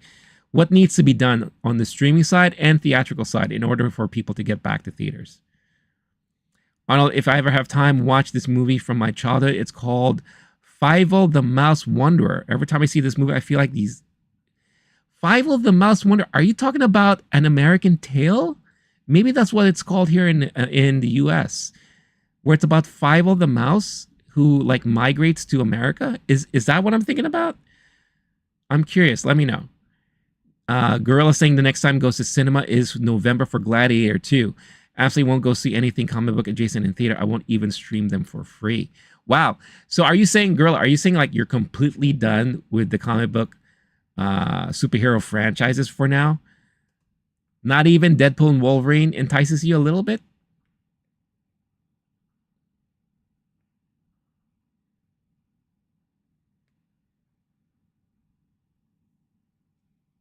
Is it because you've just been so disappointed with all the stuff that's coming out?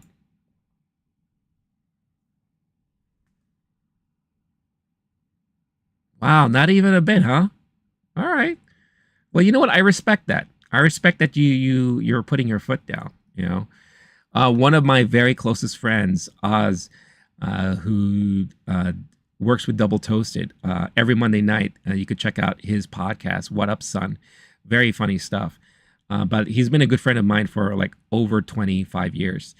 And he told me also, he's like, the minute he watched Endgame in theaters, he knew that he was done with movies after that. Because there was never going to be anything that will ever capture that moment again and build up to that big event, that he never went back to a movie theater to watch any superhero or comic book movie after that. And if he does decide to watch it, it'll be on a whim if he decides to at home. So I think there's a lot of people who kind of feel the same way. It's all the same shit over and over again. Yeah, I don't blame you, man. I honestly don't blame you at all. I will still always be a fan of the genre, you know. But yeah, I will say that if anything, I've been more disappointed than anything recently. So, Arnold, yes, brothers. Yeah, so An American Tale is one of those classic animated movies that I remember watching as a kid, and I remember feeling very emotional about it.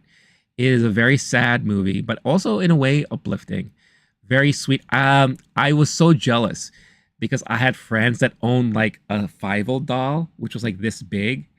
I believe they sold them at a department store one year, and my mom could never afford to get me one.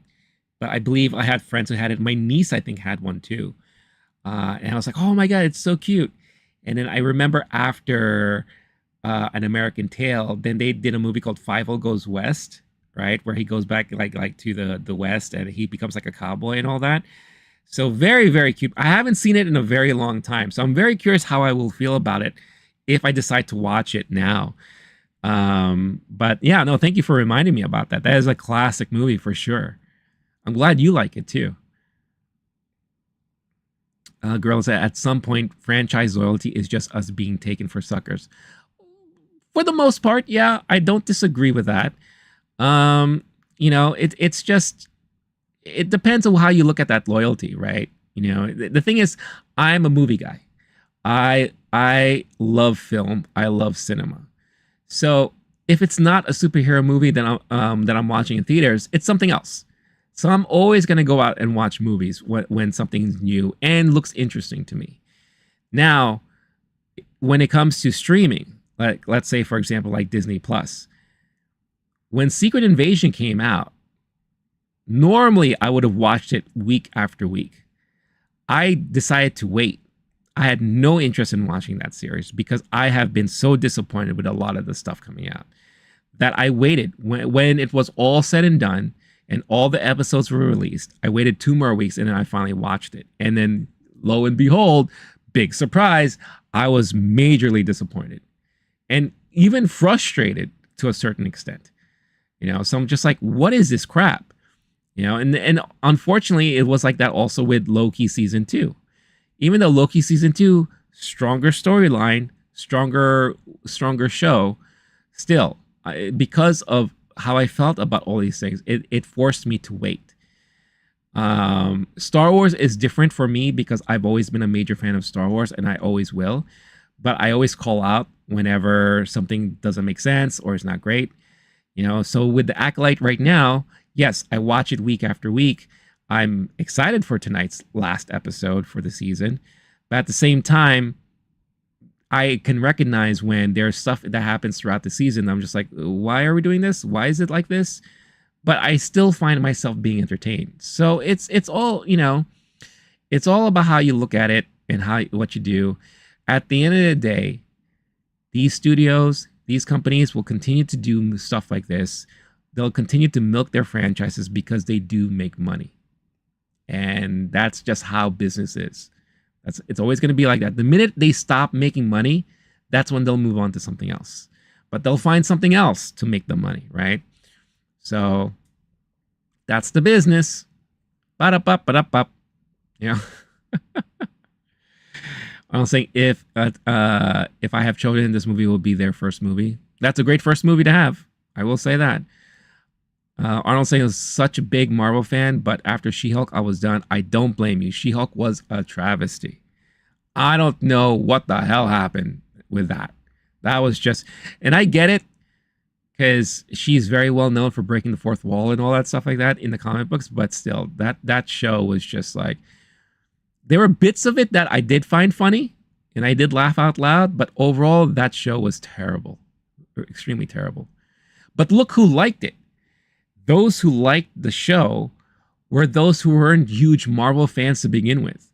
So maybe they were onto something. Maybe they knew how to attract a new audience, and they did. So it's just crazy how it works that way.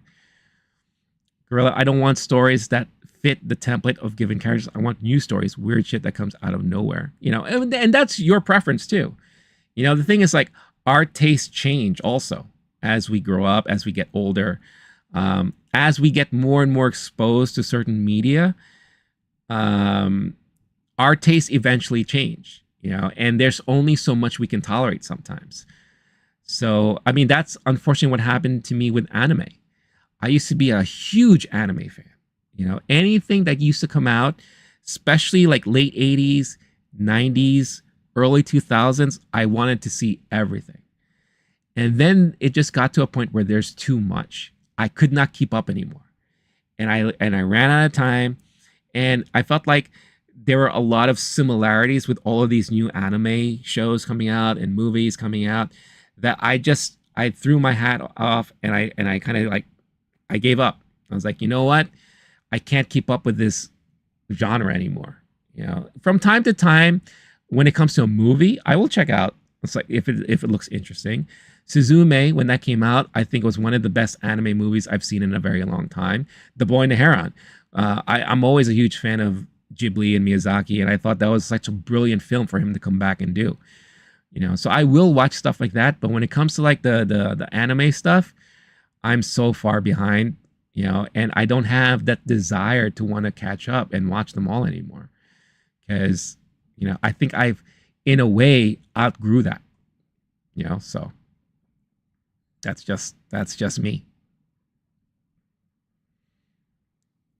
Honestly, I respect women so much, but sorry, I don't like this feminist stuff in the movies.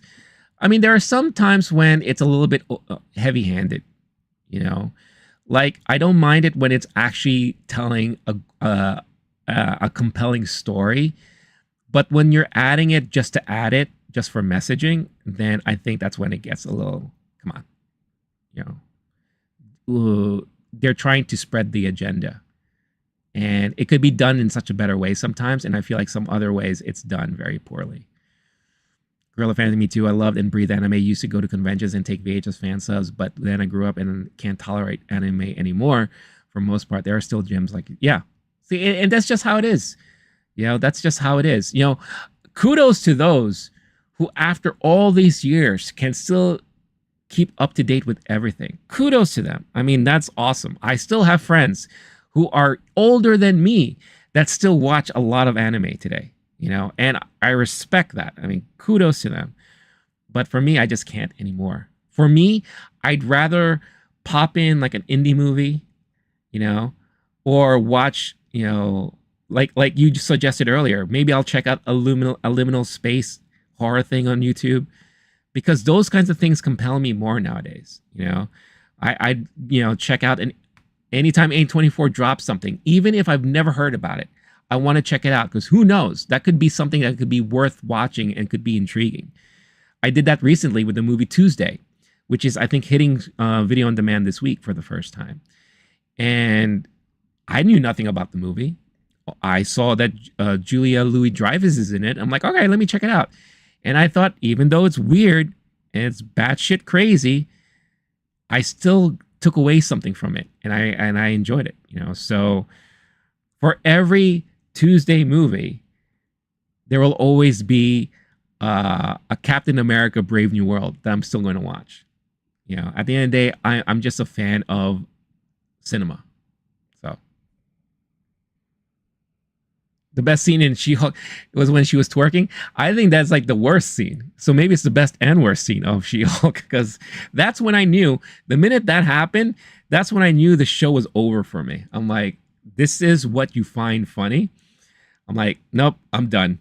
I still watched the rest of the season, but I was just like, you lost me at that moment. That was the moment I knew that show went off the rails big time. Big time. Let's talk about, because I know Arnold's probably dying to hear my thoughts on it. Let's talk quickly about House of the Dragon, Season 2, Episode 5. Everyone here all caught up on House of the Dragon? If you're watching it, or if you're not watching it, maybe you don't care if I talk about this real quick. Let me know in the comments. Because what I do every week now, usually on Mondays, is I'll recap briefly. I now take notes every time I talk about House of the Dragon, so that I can kind of pinpoint some things that stood out to me, and we'll talk about it. So, all right, Gorilla. I'll talk about it for like maybe 30 minutes. If you want to come back, the last things I'll be talking about is I watched 3 Maika Monroe movies for the first time over the weekend. The Guest, It Follows, and Watcher. And I'll be giving my thoughts on those movies for the first time. So if you want to come back in 30 minutes, great. If not, I'll hopefully catch you in the next one, man. The spot with he's so angry. Okay. So let's talk about House of the Dragon Season 2, Episode 5. So obviously, and girl, I want to make sure you're not going to get spoiled right away. So let me know the minute you're going to be gone so I can start talking about this stuff.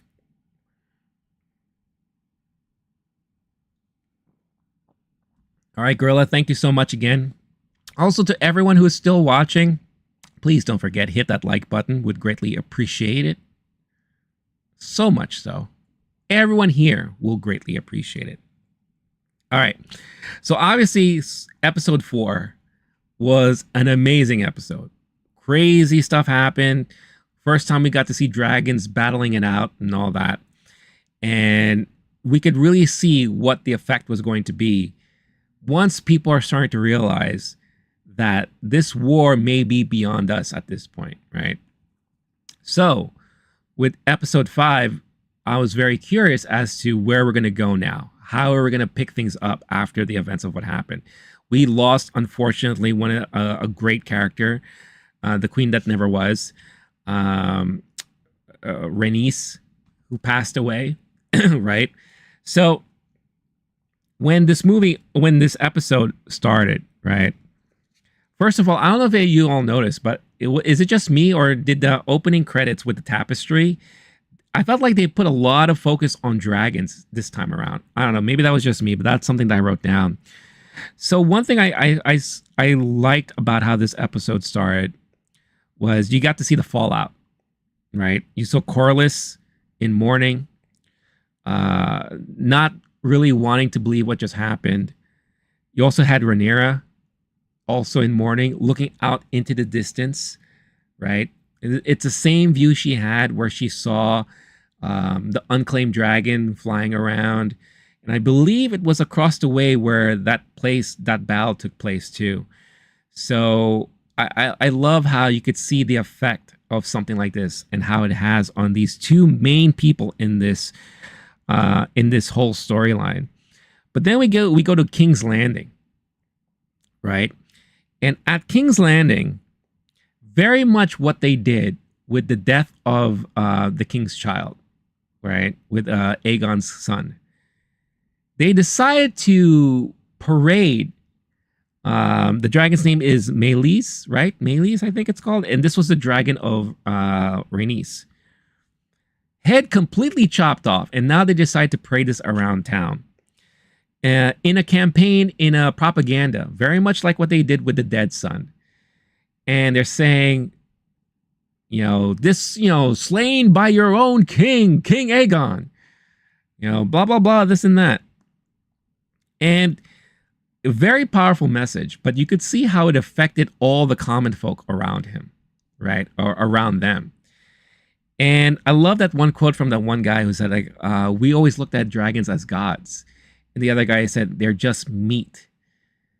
So I know Christian Cole is probably thinking this is a brilliant idea because he's a man of action, right?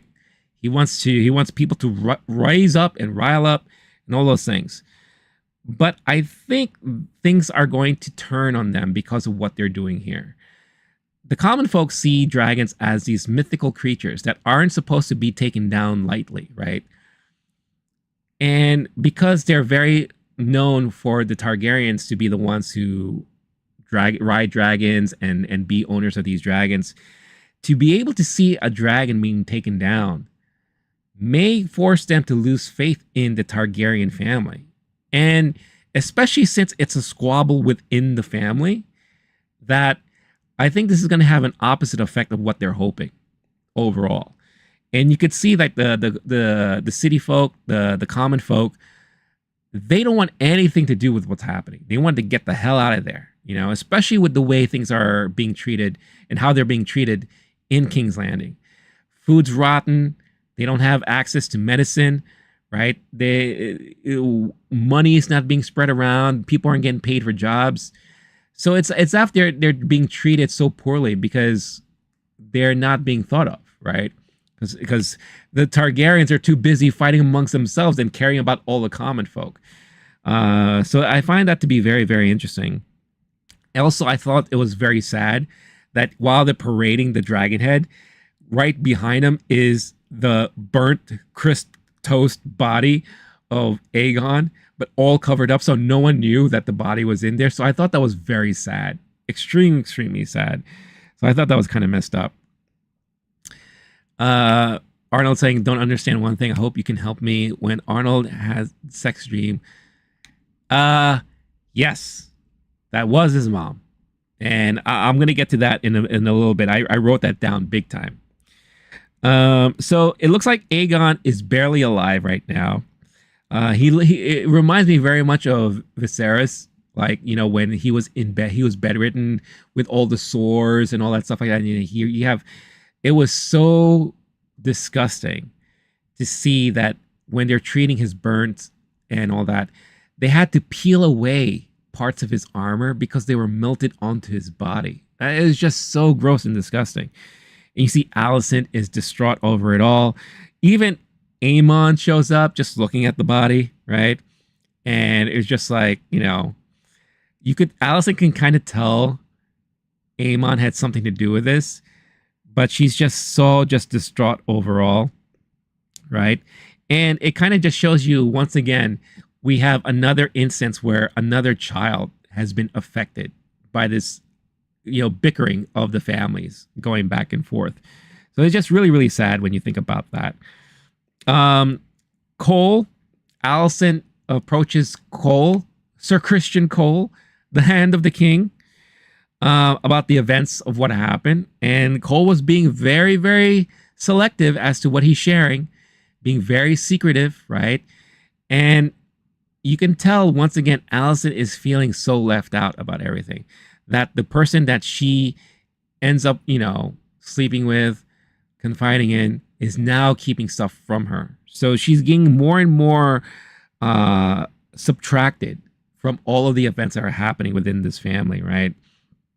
And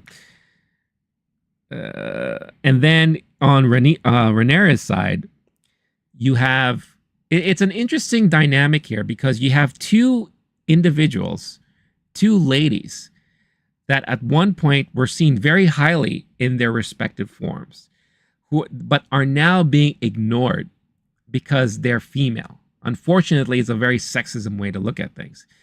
The men who are around them are men of war, right? And they're very active and all that. Rhaenyra has some ideas, but they don't want to listen to them, and they think that she's being a little bit more selective with her actions and all that. And on the same side, you have Alicent, who they're not listening to Alicent either, right? So it's very interesting when you see that dynamic going on there. You have Rhaenyra's son, Jace, going on his own to talk to the Freys, to board them on. And they mentioned that the Starks are moving south.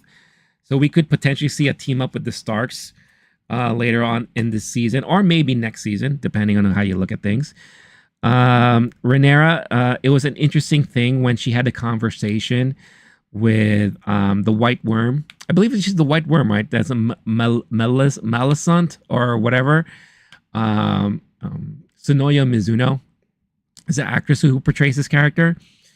And I love the conversation they have together, where we find out that Rhaenyra, she was never really taught the ways of fighting and the ways of battle.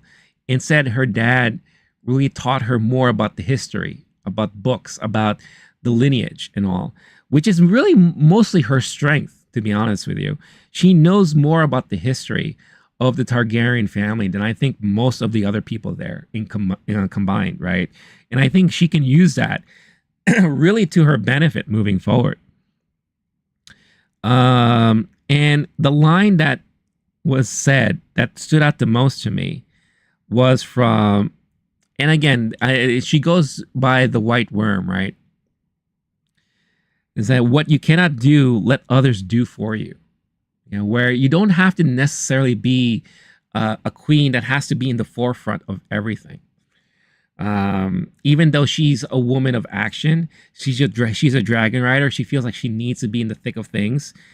It doesn't have to always be that way. There are people around her that can do things for her, like utilize the people's minds and how they are perceiving everything, and let's do propaganda our way and try to get the support from the common folk, which is going to end up being huge, I think, in the long run for them. So I always found that to be very, very interesting. I wrote down here more ways to win at war, get people on their side. And then, okay, let's get to the part here with Daemon. Daemon having still wild visions, right? I think people are saying that the reason why he's having a lot of these visions is because the bed that he sleeps in is made of those trees, those foreseeing father trees or whatever. That's very mystical things surrounding them. And it's putting a lot of these visions in his head. Also, it could be causing him lack of sleep, or it could be this other Alice, this witch that has a lot of interest in Daemon right now. So maybe she's poisoning him in a certain way. I don't know what it is.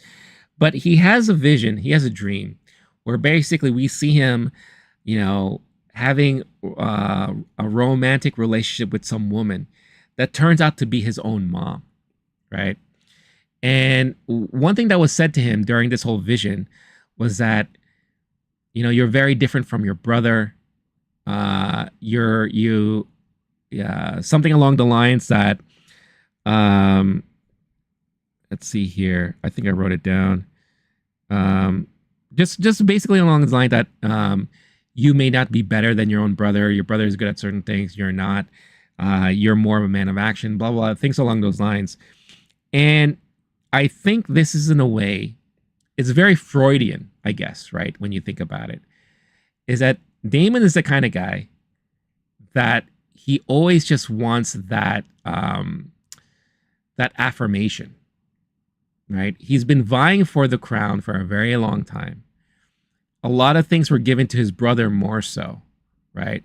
And I think at the end of the day, he just wants affirmation. He looks for affirmation and acceptance from Rhaenyra, right? Even though he kind of groomed her to kind of be on his side in a way. Everything that he does, he's always looking for that sort of affirmation. And he never really gets, and because of that, his actions have done nothing but negative stuff around him and in his life.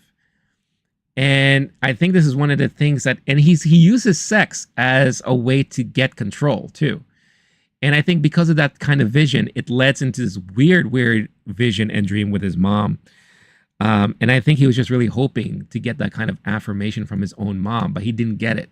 And, you know, I think slowly we're seeing him lose his mind, which is going to be very, very interesting to see how it's all going to come down. You know, on a massive sentence in the episode, True, where he said that you have to call me king. Right. That's another thing. You notice once again, he's looking for that affirmation, that acceptance. Harrenhal, a place that's completely run down, that he was able to take hand over fist over. No pushback or anything like that. Yet the people that are still there have a hard time calling him king, right? Because they don't see him as such, right? They will call Rhaenyra's queen, and they look at him as king consortum, right? So not necessarily king, but more like king because of association. You know, so it's amazing that this may be eventually the downfall of Daemon, because he just wants to have the title and he wants people to acknowledge him, almost like in wrestling, like Roman Reigns and now Solo Sikoa. Like they want people to acknowledge them, but he's not getting it, right? And it's such a driving force that it may end up biting him in the ass. Speaking of biting in the ass, Alicent, more and more so, is losing control over her own side of the kingdom there. She doesn't want Aemon to take over reign of king or temporary king because she says that she's too young, that he's too young. She wants to do it. She wants to fill the seat in because she did it already before when Viserys was sick, right? And even those that she thought was on her side, Christian Cole, Tyrus, or the little finger of this series. Even the foot lover, I should say, the foot lover doesn't want her to rule either. You know, basically it's like they think Aemon should do it because Aemon is next in line, right? When you look at the lineage and all that. And once again, you see Alicent realizing more and more so that she is completely being shut out and losing full control over everything.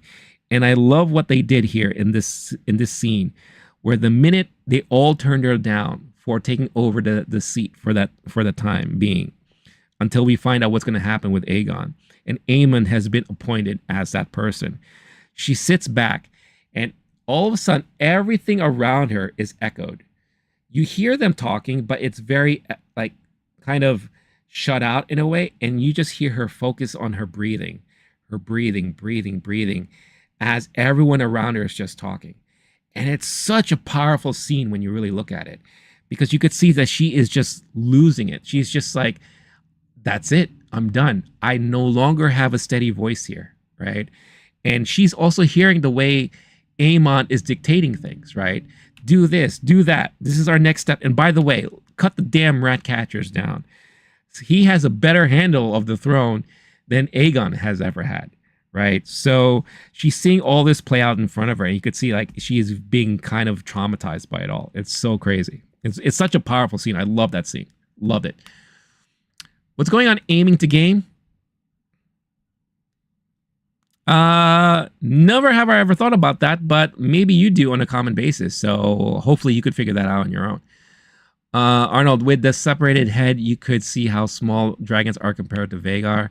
You can't believe how big Balron was on his prime. Yeah, the whole dragon thing is going to be very fascinating, especially now knowing what they're going to end up doing or what they're going to have to do moving forward. You know, with the unclaimed dragons and all that. Again, I'll get to that in a minute. You know, more so, we are finding out that the war is being handed over to the dragons because that's going to be a major point of contention here at this point. It's not going to be so much as that who has a bigger army and all that, but who has the most dragons and who can take out Aemon's dragon, because Aemon's dragon now is the most feared dragon, right? In Westeros. It was also ordered by Aemon himself that no one's to be allowed in and out of King's Landing. So it's causing civil unrest, which again, they could play into favor of Rhaenyra, especially now that she has her own little spy network working for her and going in there. So we saw scenes of that happening. I love that Jace offered up Harrenhal to the people he met up with without even consulting Daemon on it all. So I love that. We're seeing a lot of consequences of Daemon's actions when he, quote unquote, instructed the people that were on his side to rape and pillage the other townfolk. But they did it so with his banner flying around, which is so messed up. And it's like, oops, I think these guys messed up, and now people are going to look at me in a very different light. And it's everything that Daemon wants to do is not going according to plan. It's all backfiring, and I think it's all going to come to a head sooner or later. So it's just really, really crazy. How come the text on the cereal box is upside down but not in the bowl? Because that was a special edition from Stranger Things. It's a little kind of collaboration that they had. So you could only get that from the Stranger Things experience that toured around the United States and internationally. Bro, you can have a chance to a dragon. Yeah, and I think that's really going to be a huge focus of this series moving forward. And I think it's freaking a lot of people out. And like I said, it's the common folk are the ones who are going to be suffering the most, because there's going to be so much collateral damage from this war that it's going to be unfortunate, and it's going to be very sad. Am I dead? By the way, I didn't mean name politics, but that Indiana Jones comment, I was talking about the guy with the nunchucks. Remember Indiana Jones shoots the... Oh, I do remember that. Yes. Yeah, that's right. That's right. That's so funny. Yeah.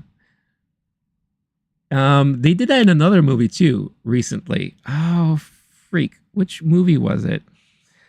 Where there's a guy who's just very good with his weapon, and the guy just shot him, and that was the end of it. But yeah. Yeah, if I saw someone like that in an alley and I had a gun, let's just say that I think I'll be happy that I have the gun.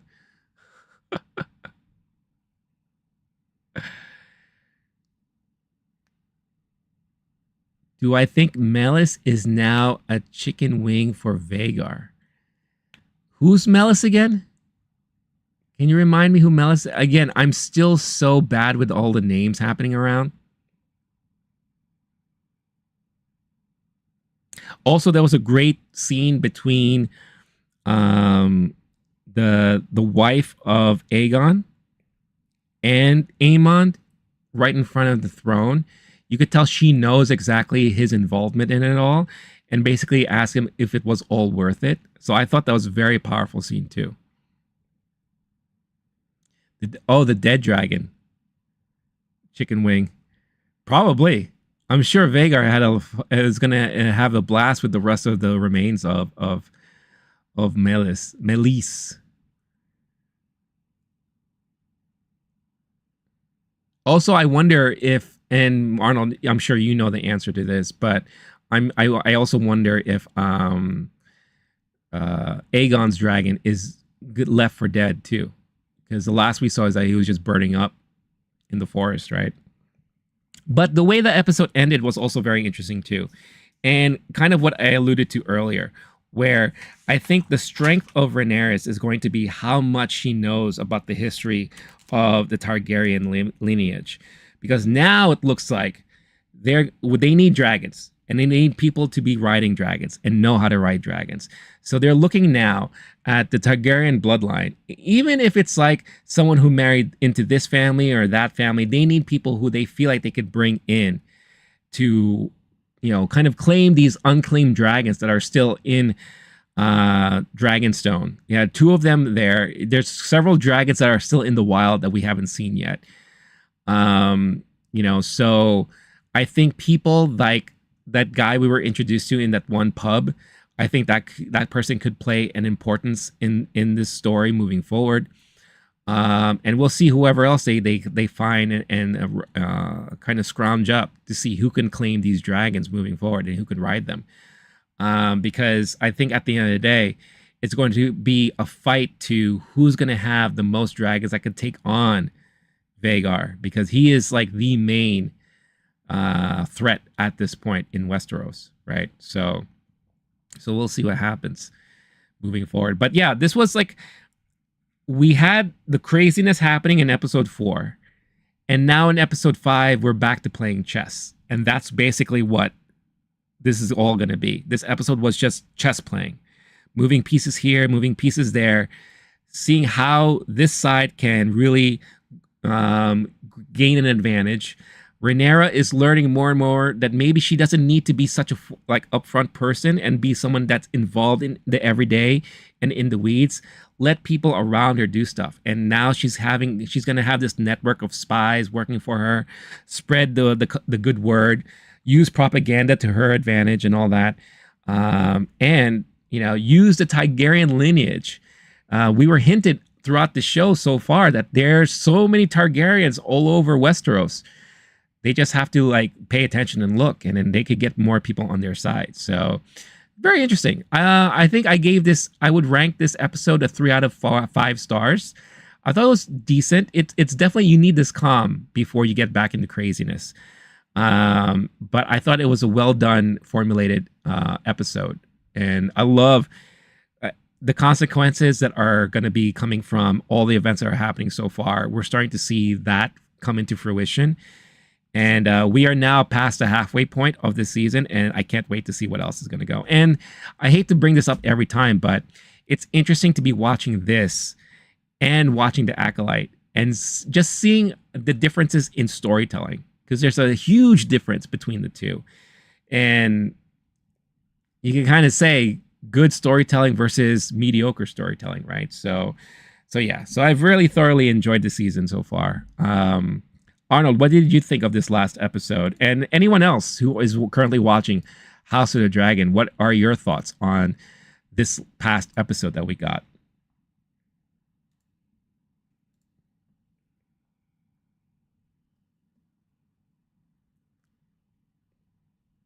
You have nice information, because I don't know a lot of this stuff. Yeah. And honestly, I love being surprised. So I love being surprised by all the events that are unfolding and all of that. So I guess in a way, it's a good thing I never read the books. But yeah, I don't know. For me right now, I feel like season 2 may be, in my opinion, may be much better than season 1 so far, I think. Not saying season 1 was bad at all, because it wasn't. But I really, really have been appreciating a lot of this season so far. Now you have funny information for me. Well, don't spoil anything either. Like, I don't want to be spoiled too much. So, as long as there's no spoilers involved, I'll be more than happy to hear it. Once again, everyone, if you're watching live or you're just tuning in, don't forget, hit that like button. Would really greatly appreciate it. Everyone else here will appreciate it as well. Give me 1 second. I am doing my usual, checking my phone to make sure the world is not burning around me, because with stuff that happened this past weekend, you never know. You will never know.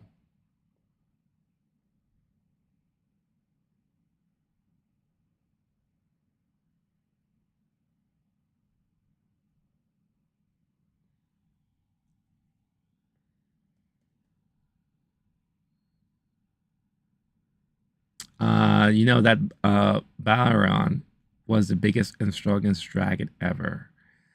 Yes, I do believe I knew that. Who was the writer of Balron? Isn't that one of the unclaimed dragons in Dragonstone right now?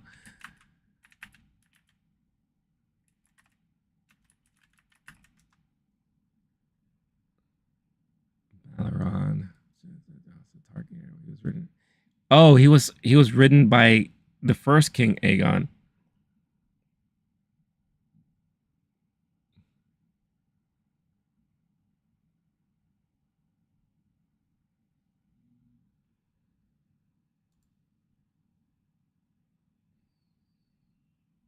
Oh, he died already of old age. I see. Jaehaerys Targaryen and Prince Viserys. Oh, Viserys wrote him, right? Is this the same Viserys? Here's my here. Okay, here's my main criticism of House of the Dragon, and I guess Game of Thrones in general. Can we stop reusing names? I feel like there's so much reusing names that's happening. If they didn't focus so much on reusing names from the past, I bet you the conflict in House of the Dragon would have never happened. There would have been no confusion about the prince that was meant to be, or whatever the case is. There would be no confusion about Aegon, the Song of Ice and Fire and all this and that. There would have been no confusion and conflict, you know? I think because everyone has the same damn name that people get confused and shit happens.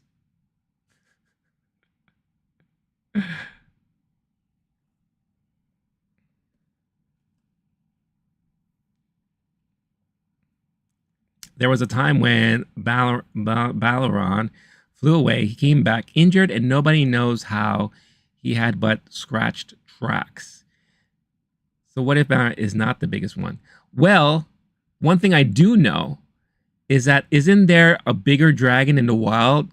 They call it the Goat Eater, right? And he's an untamed dragon that's out in the wild, right? So isn't that like a threat that has not even been hinted on or addressed on the show yet?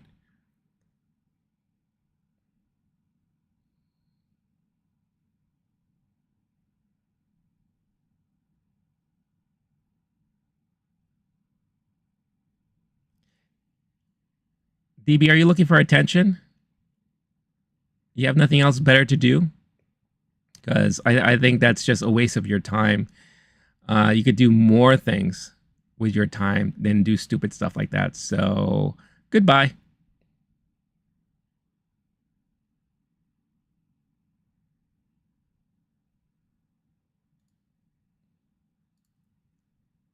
Look at that. I had to ban 2 people already today. That's when you know you're having a good stream.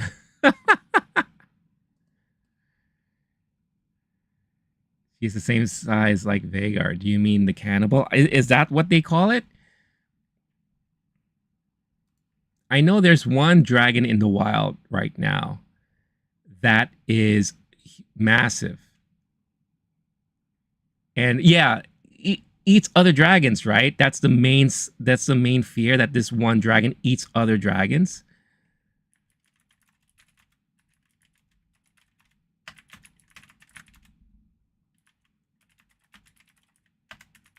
Let's see here. Cannibal.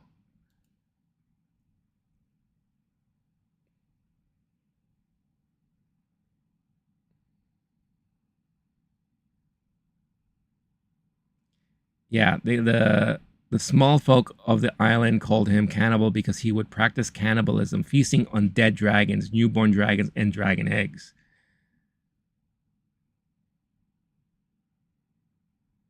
The wild dragon sheep stealer is said to have hatched when the old king was still young. So they call this dragon sheep stealer too? Is this the same dragon? Oh no, sheep stealer is another dragon in the wild. And Grey Ghost is another one too.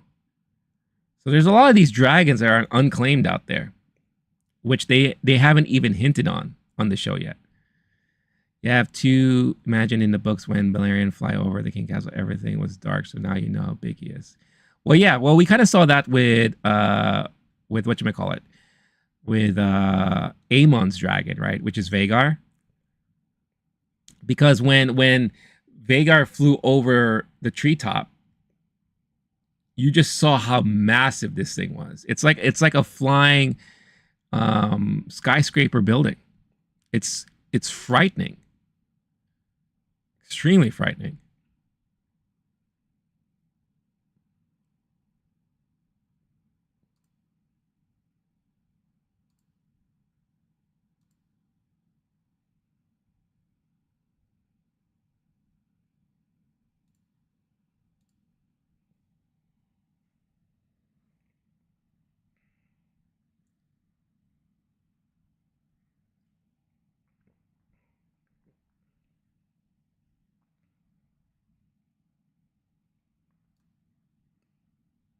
How's everyone doing today, by the way? I hope everyone's having a good day so far.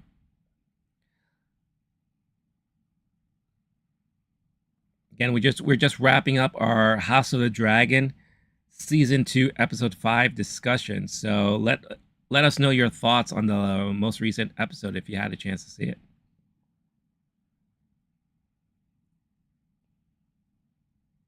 This is why you're in the Game of Thrones. The dragons grow up so fast. Yeah. I can't wait to see what else is going to be in store for us, dragon wise. Because literally, they've already hinted at it that this war is going to be the war of dragons. Doesn't matter army sizes or whatever the case is. But if they could somehow find a way to team up versus Aemon's dragon, I think that's going to be very interesting to see how that's all going to play out. You know?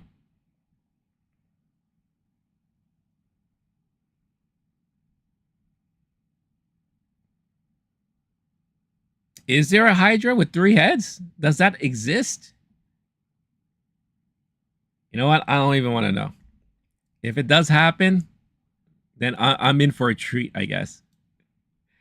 We're gonna be singing like a Ghidorah. It's gonna be like something out of Godzilla. Oh no? Oh, okay. If that's true, I'm like, oh my god. I don't know if I'm ready for that.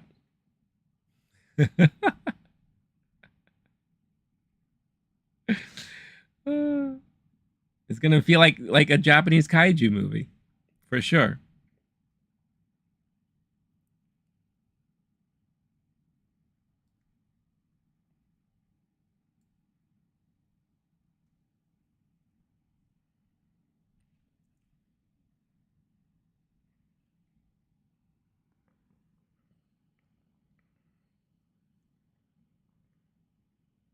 If that happens, you'd quit.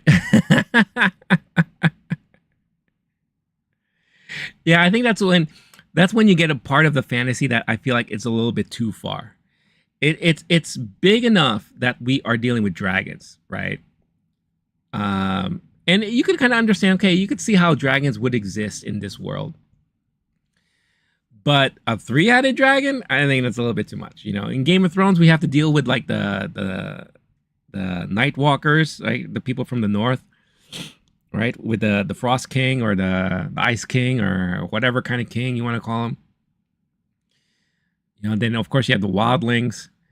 You have the children of the forest. You have a lot of supernatural stuff happening, the three-eyed ravens and everything. So everything has been like, okay, it's fantasy, but it's digestible fantasy.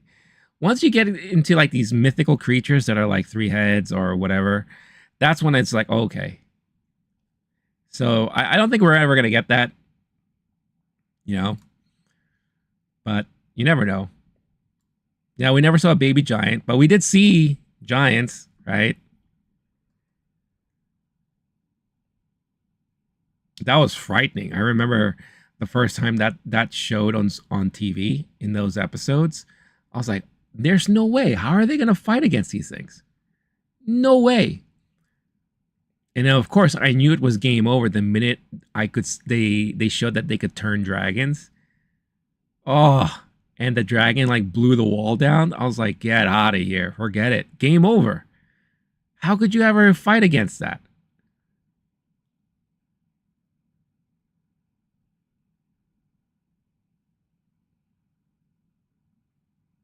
One arrow in the eye.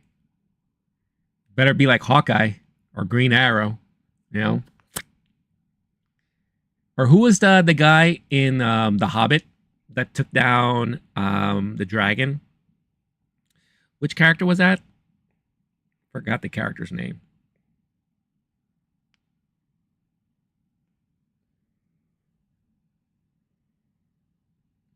By the way, I love archery.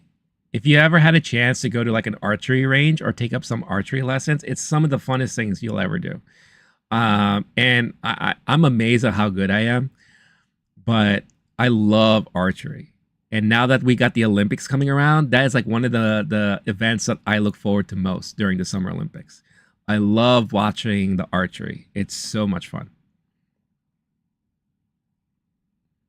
So much fun.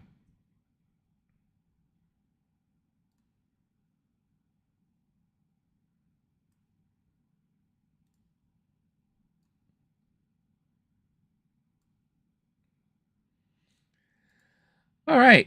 So I think to close out the stream, I did want to spend some time to talk about these three movies that I watched for the first time. With everybody talking about Longlegs opening up this weekend, everyone is claiming that Maika Monroe is the current day scream queen. I argue you can go back and forth between her and maybe Mia Goth as the two major scream queens in today's modern horror movies. But I realize that I am not familiar at all with any of her filmography. I know of the movies, but I've never had a chance to watch any of them. And Longlegs was my first exposure watching a full-length movie with Maika Monroe starring in it. And for the most part, I thought she did a great job. And I thought she's a very interesting type of actress in those type of roles. So I decided to go back. I looked up as to what is kind of like her career-defining roles in her movies so far to date. And there are three that people talk about the most: The Guest, It Follows, and Watcher. So those are the movies that I watched over the weekend for the very first time. Very first time. And it's understandable because in 2014, when The Guest came out, I believe It Follows came out in 2015. Watcher came out in 2022, I want to say, or 2021 or something like that. In at least 2014, 2015, I was not big into horror. I've been so far removed from the horror genre that it's been a long time that I had a chance to watch any horror movie. So it's no surprise that these movies flew under the radar for me. So it was interesting to go back to them now, with especially now knowing who Dan Stevens is, right? Knowing who Adam Wingard is. So the first movie I watched was The Guest. And this is really more of Dan Stevens movies. This is more of a Dan Stevens movie with Maika Monroe being more of just like a supporting character that happens to be in this movie too, right? But you could kind of see her, kind of foray into the horror genre, right? And this movie was directed by Adam Wingard. And if you don't know who Adam Wingard is, he is the guy who has directed the most recent Kong movies, right? Kong Godzilla movies. He directed the last two Kong Godzilla movies. And it made sense now as to why in King X Kong that Frozen Empire. Is it Frozen Empire? No, it's something Empire or whatever. But Dan Stevens appeared in it. And I guess they still have a good relationship with each other, right? So he cast him in his movie. But if you don't know this movie, it is a movie about a friend of a soldier of this family who passed away during war or during service, returns home because he made a promise to this friend of his that he was going to watch out after his family, right? And, he becomes like a part of the family. He's looking after things. He's helping the family out. He's trying to, I guess, in a way, defend the boys being bullied at school and all that. And you could tell that there's something wrong with this guy. He's a little bit too intense. Some of his story doesn't seem to pan out correctly, or at least there's something off, right? And it turns out that he is part of this government experiment who they're building like super soldiers in a way. And this guy broke out of their facility and took one of the identities of one of the people that were part of this program. It turns out the son of the family was part of this program, so was this friend. And this guy took on the persona of this friend, got in contact with some plastic surgeon to change his face around to make him look different, and just to mask his true identity and all that.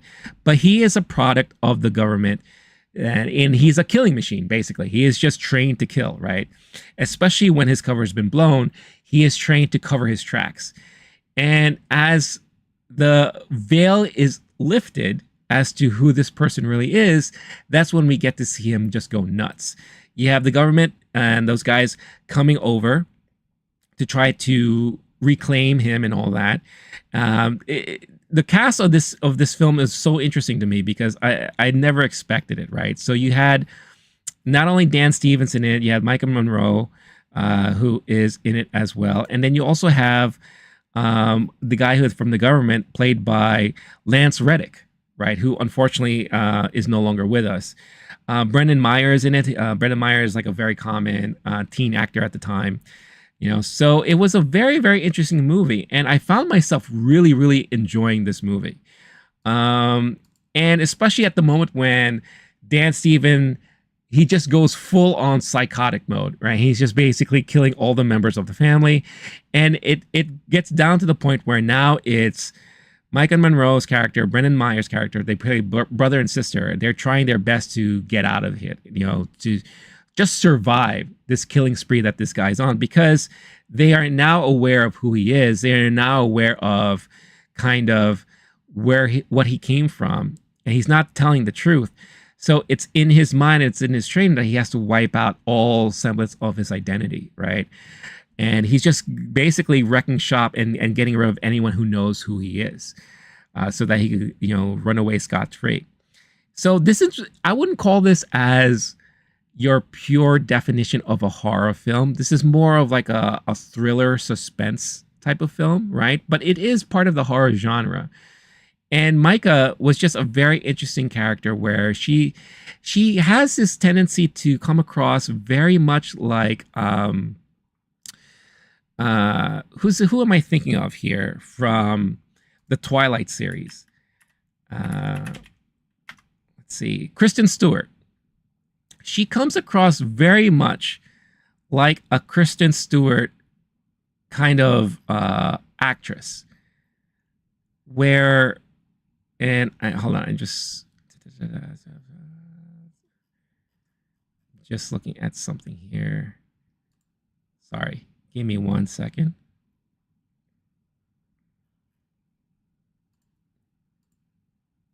All right, sorry. Arnold, Kong and Godzilla is, we don't need every year a new one. I agree. Hopefully they'll take a little break from that franchise, at least the American franchise. Godzilla Minus One is a whole different story. I love that movie. I think it's the best Godzilla movie we've gotten in a very long time. That is a Japanese production, so I don't count that. But I think the Americanized Godzilla films, we do need a break, because I don't know. For me personally, I think they're getting worse and worse, but people still love it. So it is what it is. Okay.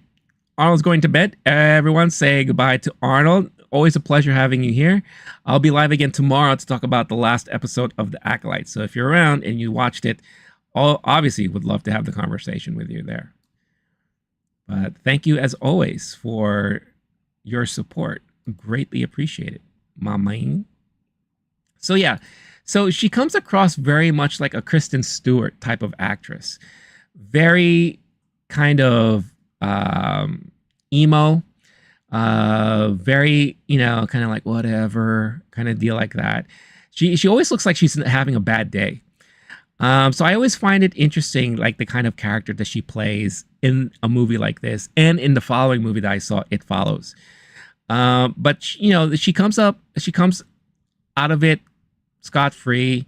She was one of the persons that put kind of like the final blow to Dan Stevens, even though the ending was very much like a big twist ending where you could see he was able to escape, dresses himself up as a fireman, does one of those one quick look backs at her character, and she's like, "What the fuck?" And then that's how the movie ends and everything. So it's interesting that she is always going to be, and this was a good start of it, that person that is going to be the one to fight back and overcome whatever situation she is facing. She's not your typical 80s 90s scream queen where they're the ones that usually end up dying in the movie, or they're the ones running away from everything. She's the one that's going to face things head on, right?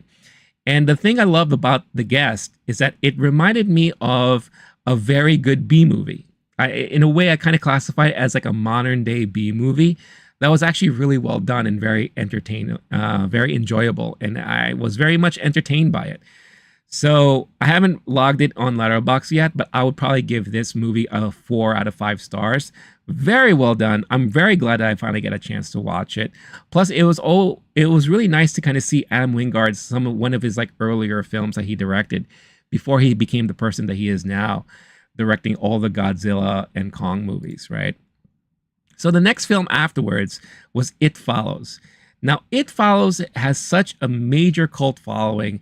It is considered, I guess, today one of the major modern horror films out there. And again, Maika Monroe is part of this. And the premise and the storyline in itself is so fascinating to me, where you have this entity, this being that attaches itself to someone through the act of intercourse, right? And it is something that carries on within this lineage of people that have passed it along from the next person to the next person to the next person, right? And we don't know what its real motivation is. That's one thing they don't really explain about it much in this movie. We just know that once it attaches itself to you, it's going to follow you wherever you go until it reaches you. And the moment it reaches you, you're basically, you're shit out of luck. You're going to die, right? And we saw that happening in the beginning of the movie, where we see this one girl freaking out one morning, running out of her house, running around the streets in what looks like she's in like her sleepwear or lingerie or whatever the case is. People are asking her if she's okay, if she needs help, but you notice something's bothering her, and something is not necessarily chasing her, but she's afraid of something, right? One thing I don't understand is like, why is she running around with heels? I'll never understand that. But she eventually goes into the car. She drives a long, far distance, and she ends up at the beach. And she's calling her parents. She's like, "Dad, I just want to say I love you. I know I've been a shit and this and that, blah, blah, blah, whatever." And then she sees whoever she sees, right? And then she, whatever this thing is, catches up to her, and we see what the end result was. And basically she turned into like a human pretzel, right? So we know the kind of threat that is at play here, but we don't know much about it. So Maika Monroe plays this character who is, again, very Kristen Stewart-like, very kind of emo, quiet, shy, doesn't say much about anything, And she ends up having sex with this guy that she's dating, right? She has this group of friends around her. One who obviously has a major crush on her or whatever. She has a sister that looks up to her and all that. So she ends up sleeping with this guy. And all of a sudden, the guy like turns on her, right?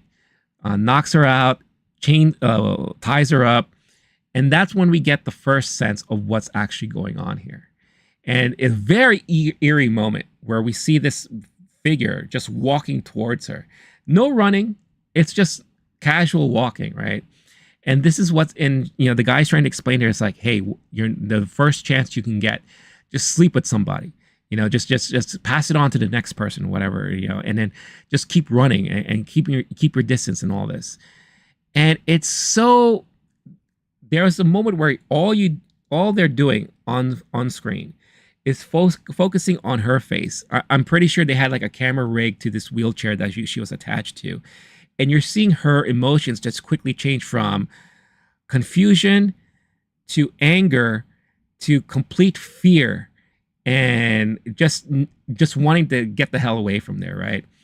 And great face acting happening here. And it's just so fascinating to see what's going on. The guy disappears, going off nowhere. She ends up, dropped off in front of her house. Her sister, her friends are finding out what's wrong with her. And throughout the rest of the movie, now you're wondering who's the being, who's the one chasing after her, right? And yeah, she gets glimpses of this and that, and then she has to run away from school. She sees this old lady like chasing after her. But every time now she is in a certain area, you as the viewer cannot help but look in the background to see, okay, is there anyone following her? And then you will see glimpses of moments where you see someone walking straight towards the camera, right? They don't acknowledge it. Maybe they'll transition to the next room or outside or inside. But then later on, you'll still see that same person still walking over, right? Brilliant stuff here. And it's a lot of stuff that happens in the background that's always so fascinating. But as the movie progresses, you see that she doesn't want to have her friends involved. They come up with this weird scheme about her like hanging out in a pool and maybe being able to drown the guy or electrocute the guy, but that never happens. No one else can see it unless you are the one who were possessed by it through the act of sex, or if you are the one passing it on to someone, you still can't see it. Because they eventually go back to the guy who passed it on to her, and he's the one that kind of helps explain what is happening. Even though we don't know the origin of this thing, we just know how it transfers from people to people and how people see it, right? And unfortunately, it kind of turns her into a slut in the movie because now she just wants to get rid of it, right? So what does she do? She sleeps with a neighbor, hoping that he will do a better job at escaping it. He doesn't. He ends up dying. So now after that person's dead, this being goes on to the next person who was the one who passed it on to this other guy, right? So she still finds herself having to run away every time. They don't really focus in on it, but it looks like there was a moment where she was at a beach and she sees a bunch of guys on a boat and she starts swimming. It's my understanding she probably went there, flirted with some guy, tried to sleep with this guy to pass it off to him and to buy her more time to try to figure out the plan and how to get away from things. The movie itself was just so unique, and I've never seen a premise like this before. And I think the way it was executed was so brilliant. And I can see why people have this liking to Maika Monroe as an actress in these type of movies. You know, she... even though in this movie she wasn't really more of the I'm going to end it myself, she was your typical scream queen where she was kind of running away from things, hoping to get away from it all. It was very interesting to see how that was all played out. Now, in the pool, they shot up this thing. We saw the blood flowing everywhere. We don't know what's happening to this being or whatever the case is. And to make sure that, they got rid of it, she ends up sleeping with the guy that had a crush on her, which I guess at the end of the movie, they kind of are now a couple and they're walking hand in hand together, whatever. But if you notice at the end of the movie, in the background, we do see, once again, the person walking over. And we don't know if that was like a normal person or if this is being, because the way the movie ends is not with that view, but with a back view of the two people walking away from the camera.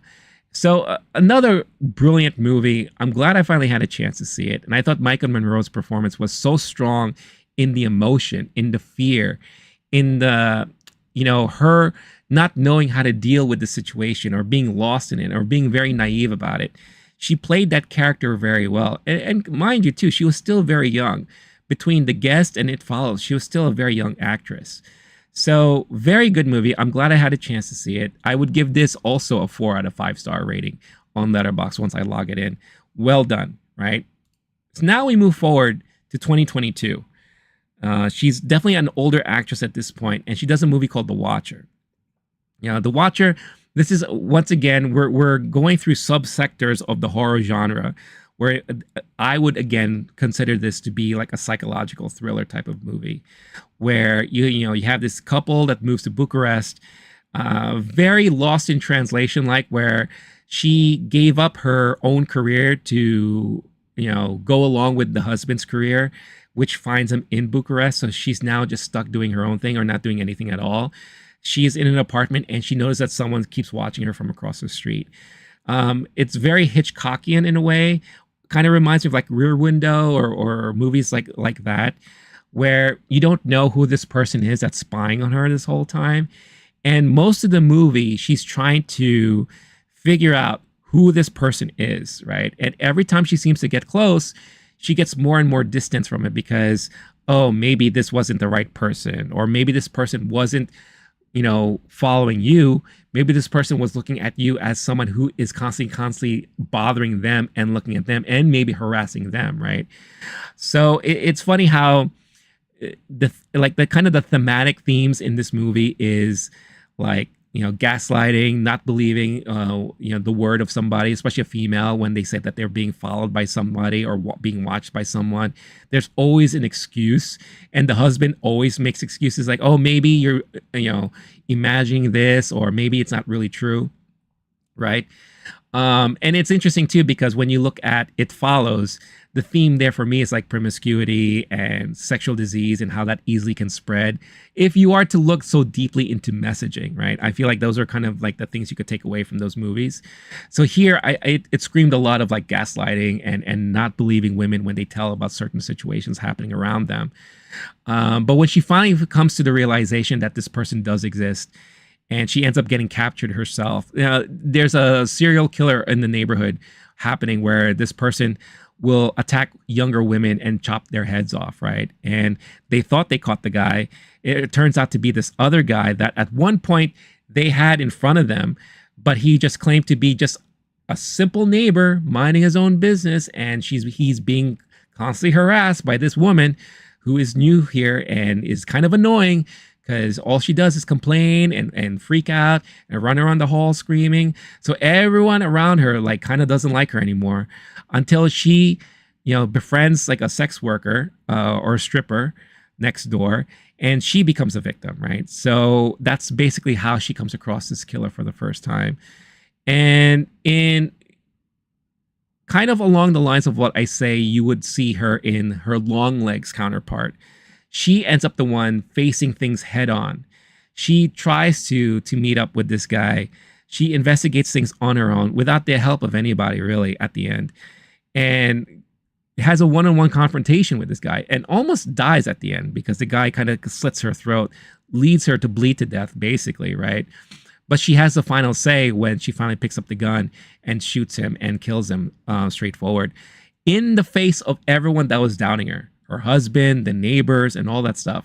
She walks out bloodied, scarred, but was able to finally have that one last moment where she looks at you and said, I told you, I wasn't freaking out and I wasn't imagining things. I told you this was happening. And that's basically how the movie ended, right? So it's very interesting to see this filmography of Maika Monroe and the movies that she's attached herself to and the things that she's done, where, and I think she said this in an interview before, where the type of horror movies that she's doing, or the type of horror movies that are very important today, when you give her the kind of moniker of Scream Queen, she's not your typical running away, screaming for help, looking for someone to save her, covered up in blood and all that. She's normally going to be that person that will face things head on and be the final say, be the final person that will hopefully put an end to whatever supernatural, psychological thing is happening. And we already saw that in The Watcher. We saw that in The Guest. Not so much in It Follows, but she did kind of take things under her own control in certain ways, but she was definitely more of the runner in that one.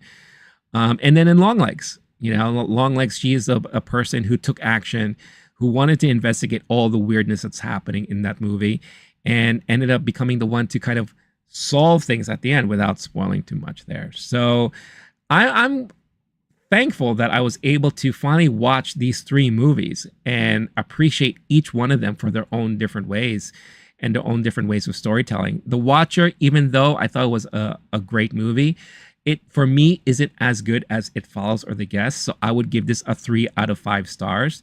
But Watcher is still a pretty decent movie.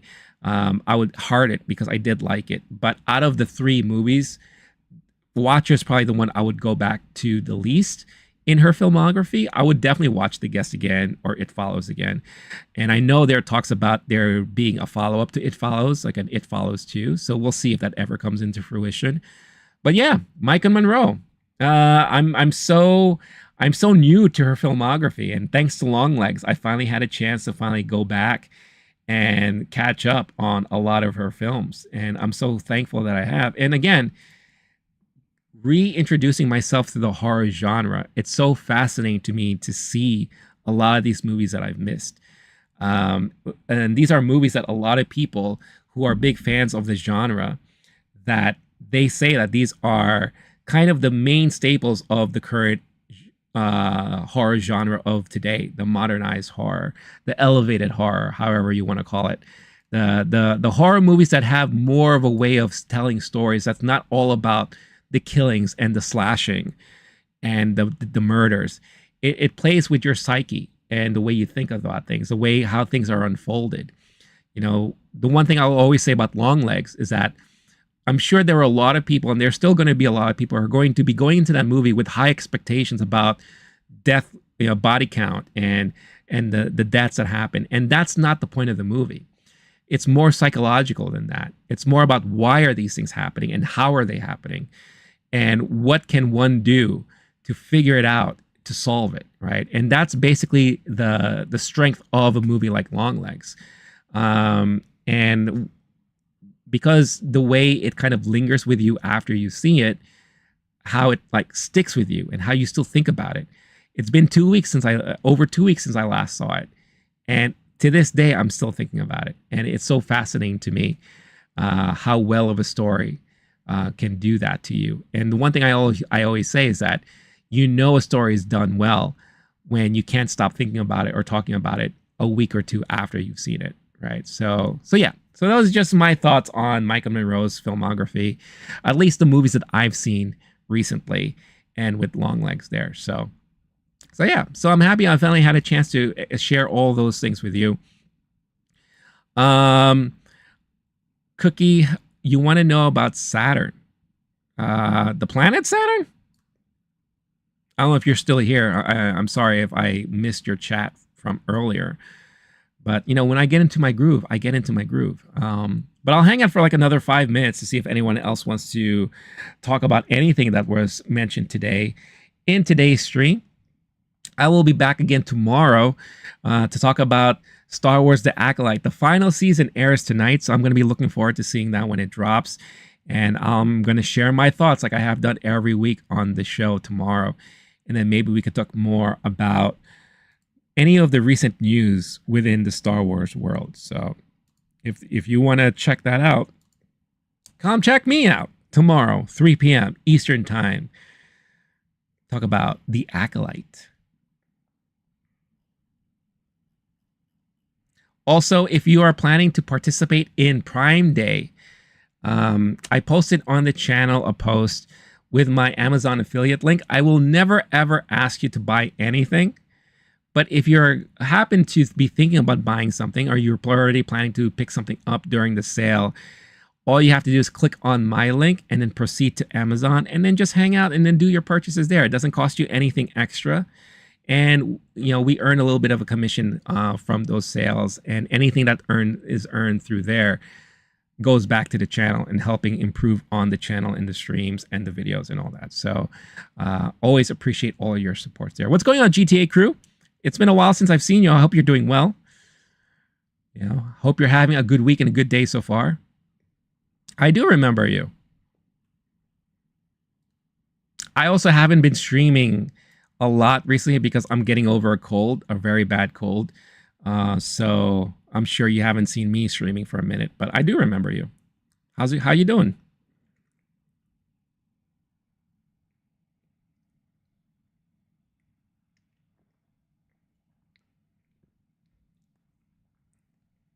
If you're just tuning in, also don't forget, hit that like button.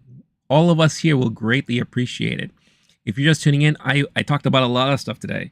Box office, horror movie genre, last year compared to this year, Maika Monroe and her movies that she starred in, a little bit about Longlegs, House of the Dragon, Season 2, Episode 5, all that good stuff. Yeah, I'm doing well. I'm just recovering. Like I said, I'm still recovering from my cold. I lost my voice last week. So I did one stream on Thursday and I lost my voice the day after. So I was pretty much knocked out for the rest of the weekend. So I'm slowly getting back to normal, you know. So yeah. getting myself ready for the Acolyte last episode to air tonight. I'll be talking about that in tomorrow's stream. And then on Friday's stream, I'll be talking about the new movie Twisters that I'm excited to check out and talk about, especially since the first Twister movie was it was very in high rotation, especially on my VHS rotation, watching at home. I love that movie. In a way, it's kind of like a guilty pleasure movie of mine, but it's such a good movie. It's so much fun. I can't wait to check it out. I'm curious what they're going to do with this new movie. Thank you. I appreciate that. Yeah. Hopefully I'll be back to my usual self in the next couple of days. So.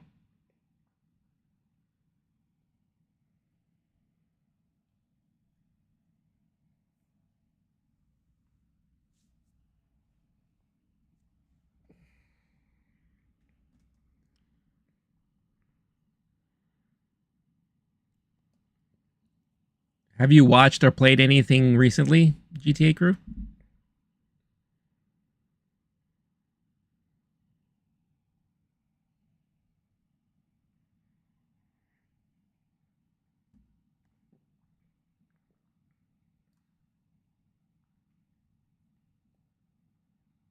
Wow, I've been streaming for almost 3 hours. How about that?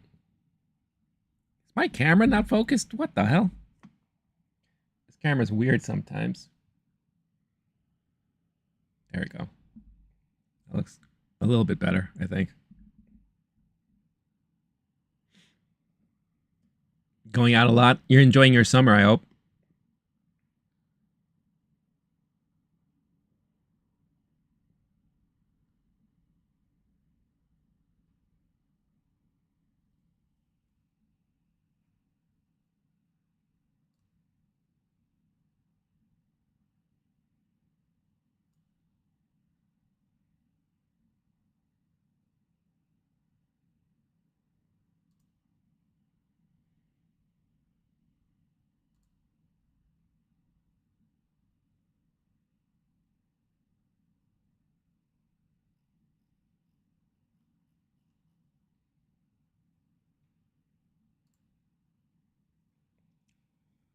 All right, everybody. I'm going to be on for another 2 minutes. So if there's anything you'd like to talk about, bring up any topic, let me know. Any topic that is like, movie and pop culture related. I need to be careful with that nowadays.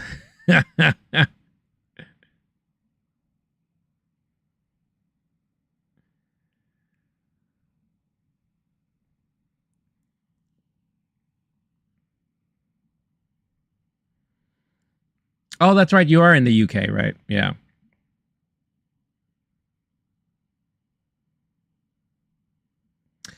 Are you a fan of football? Were you disappointed with England's performance versus Spain?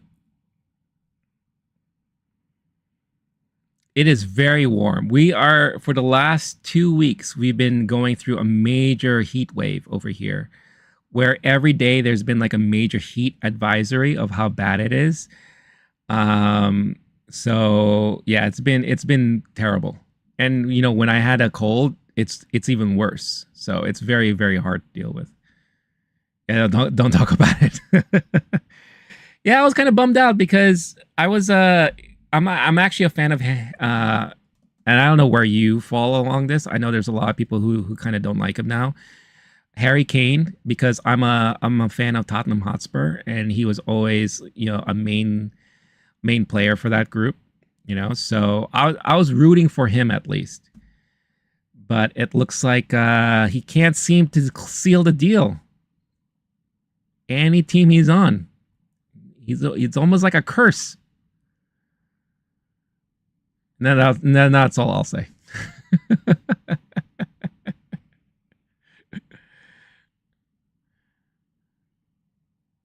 So yeah, kind of unfortunate.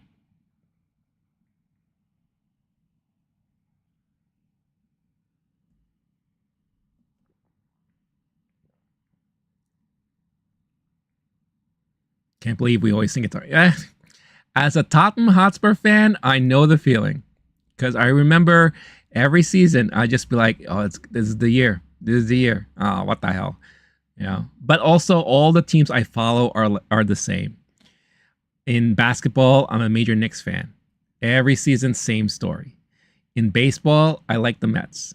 Every season, same story. So maybe I just have a thing for like the underdog that never seems to make it. I don't know.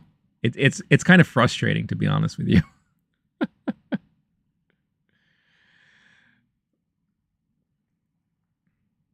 None of the teams I followed have won any kind of championship in a decade or two, I think. It's kind of sad. 50 years plus since, oh my gosh. I could only, and again, we don't have to harp on this too long, but I could only have imagined how amazing it would have been if England won. I think all of you there would still be hungover. I can only imagine.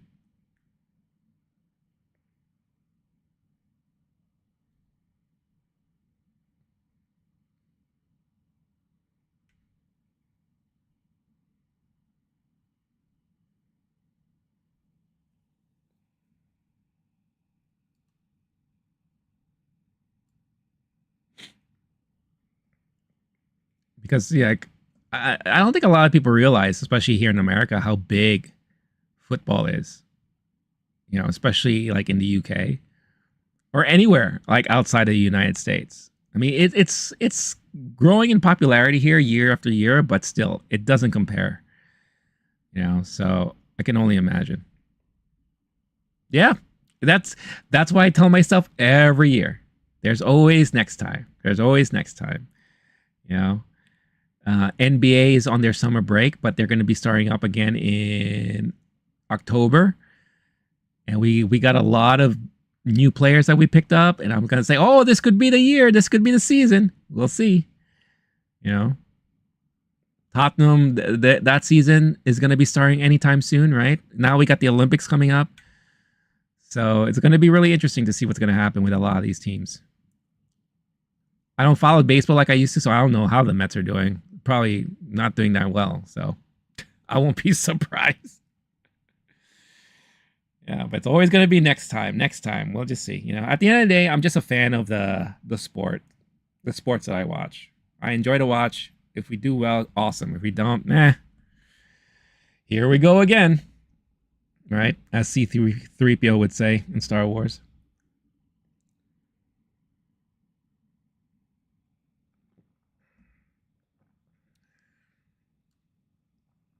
All right, y'all. I think I'm going to call it as I am crossing the 3 hour mark. Oh, do I watch Lakers basketball? I don't. I'm not a big LA fan. When they played against New York, I watched them. But other than that, I don't really follow the basketball stuff. Also, I'm not. This is a hot take. I'm not a fan of LeBron. So I haven't been a fan of LeBron in a very long time. So are you? Do you like the Lakers?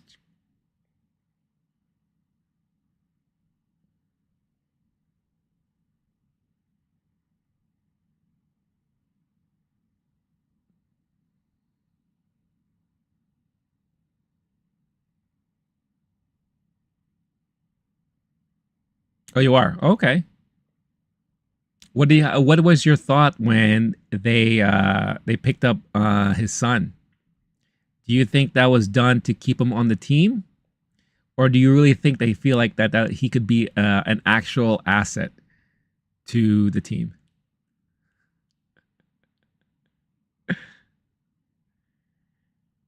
Because I don't know, if that was me, I wouldn't want to play on the same team my dad's playing on. Could you imagine the amount of pressure that's going to be?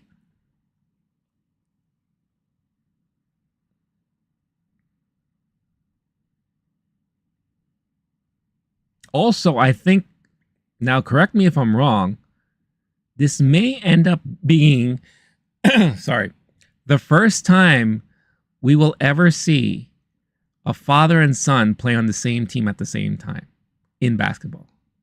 Am I correct in saying that? Maybe. I don't know. So I think when you look at it in that point of view, I'm going to be very curious how that's all going to play out. Because I can't, for the life of me, I can't think of any other example of that at all. But I'll be curious to see how it's going to happen.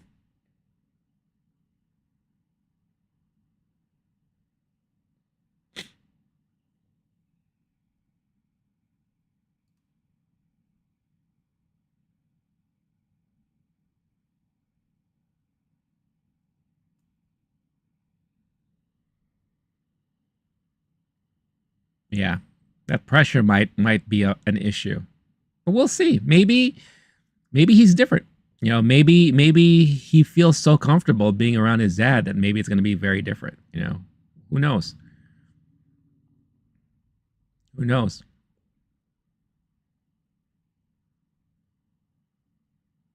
The Lakers were so bad last season, though. It's crazy how bad they were.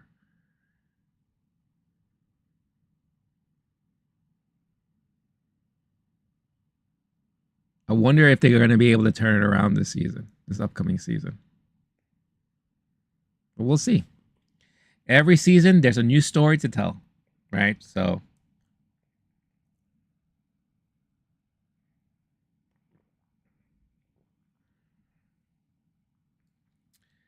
all right. I think that is a good sign or a good time for me to call it. So, once again, I appreciate everybody for chiming in and hanging out on the stream.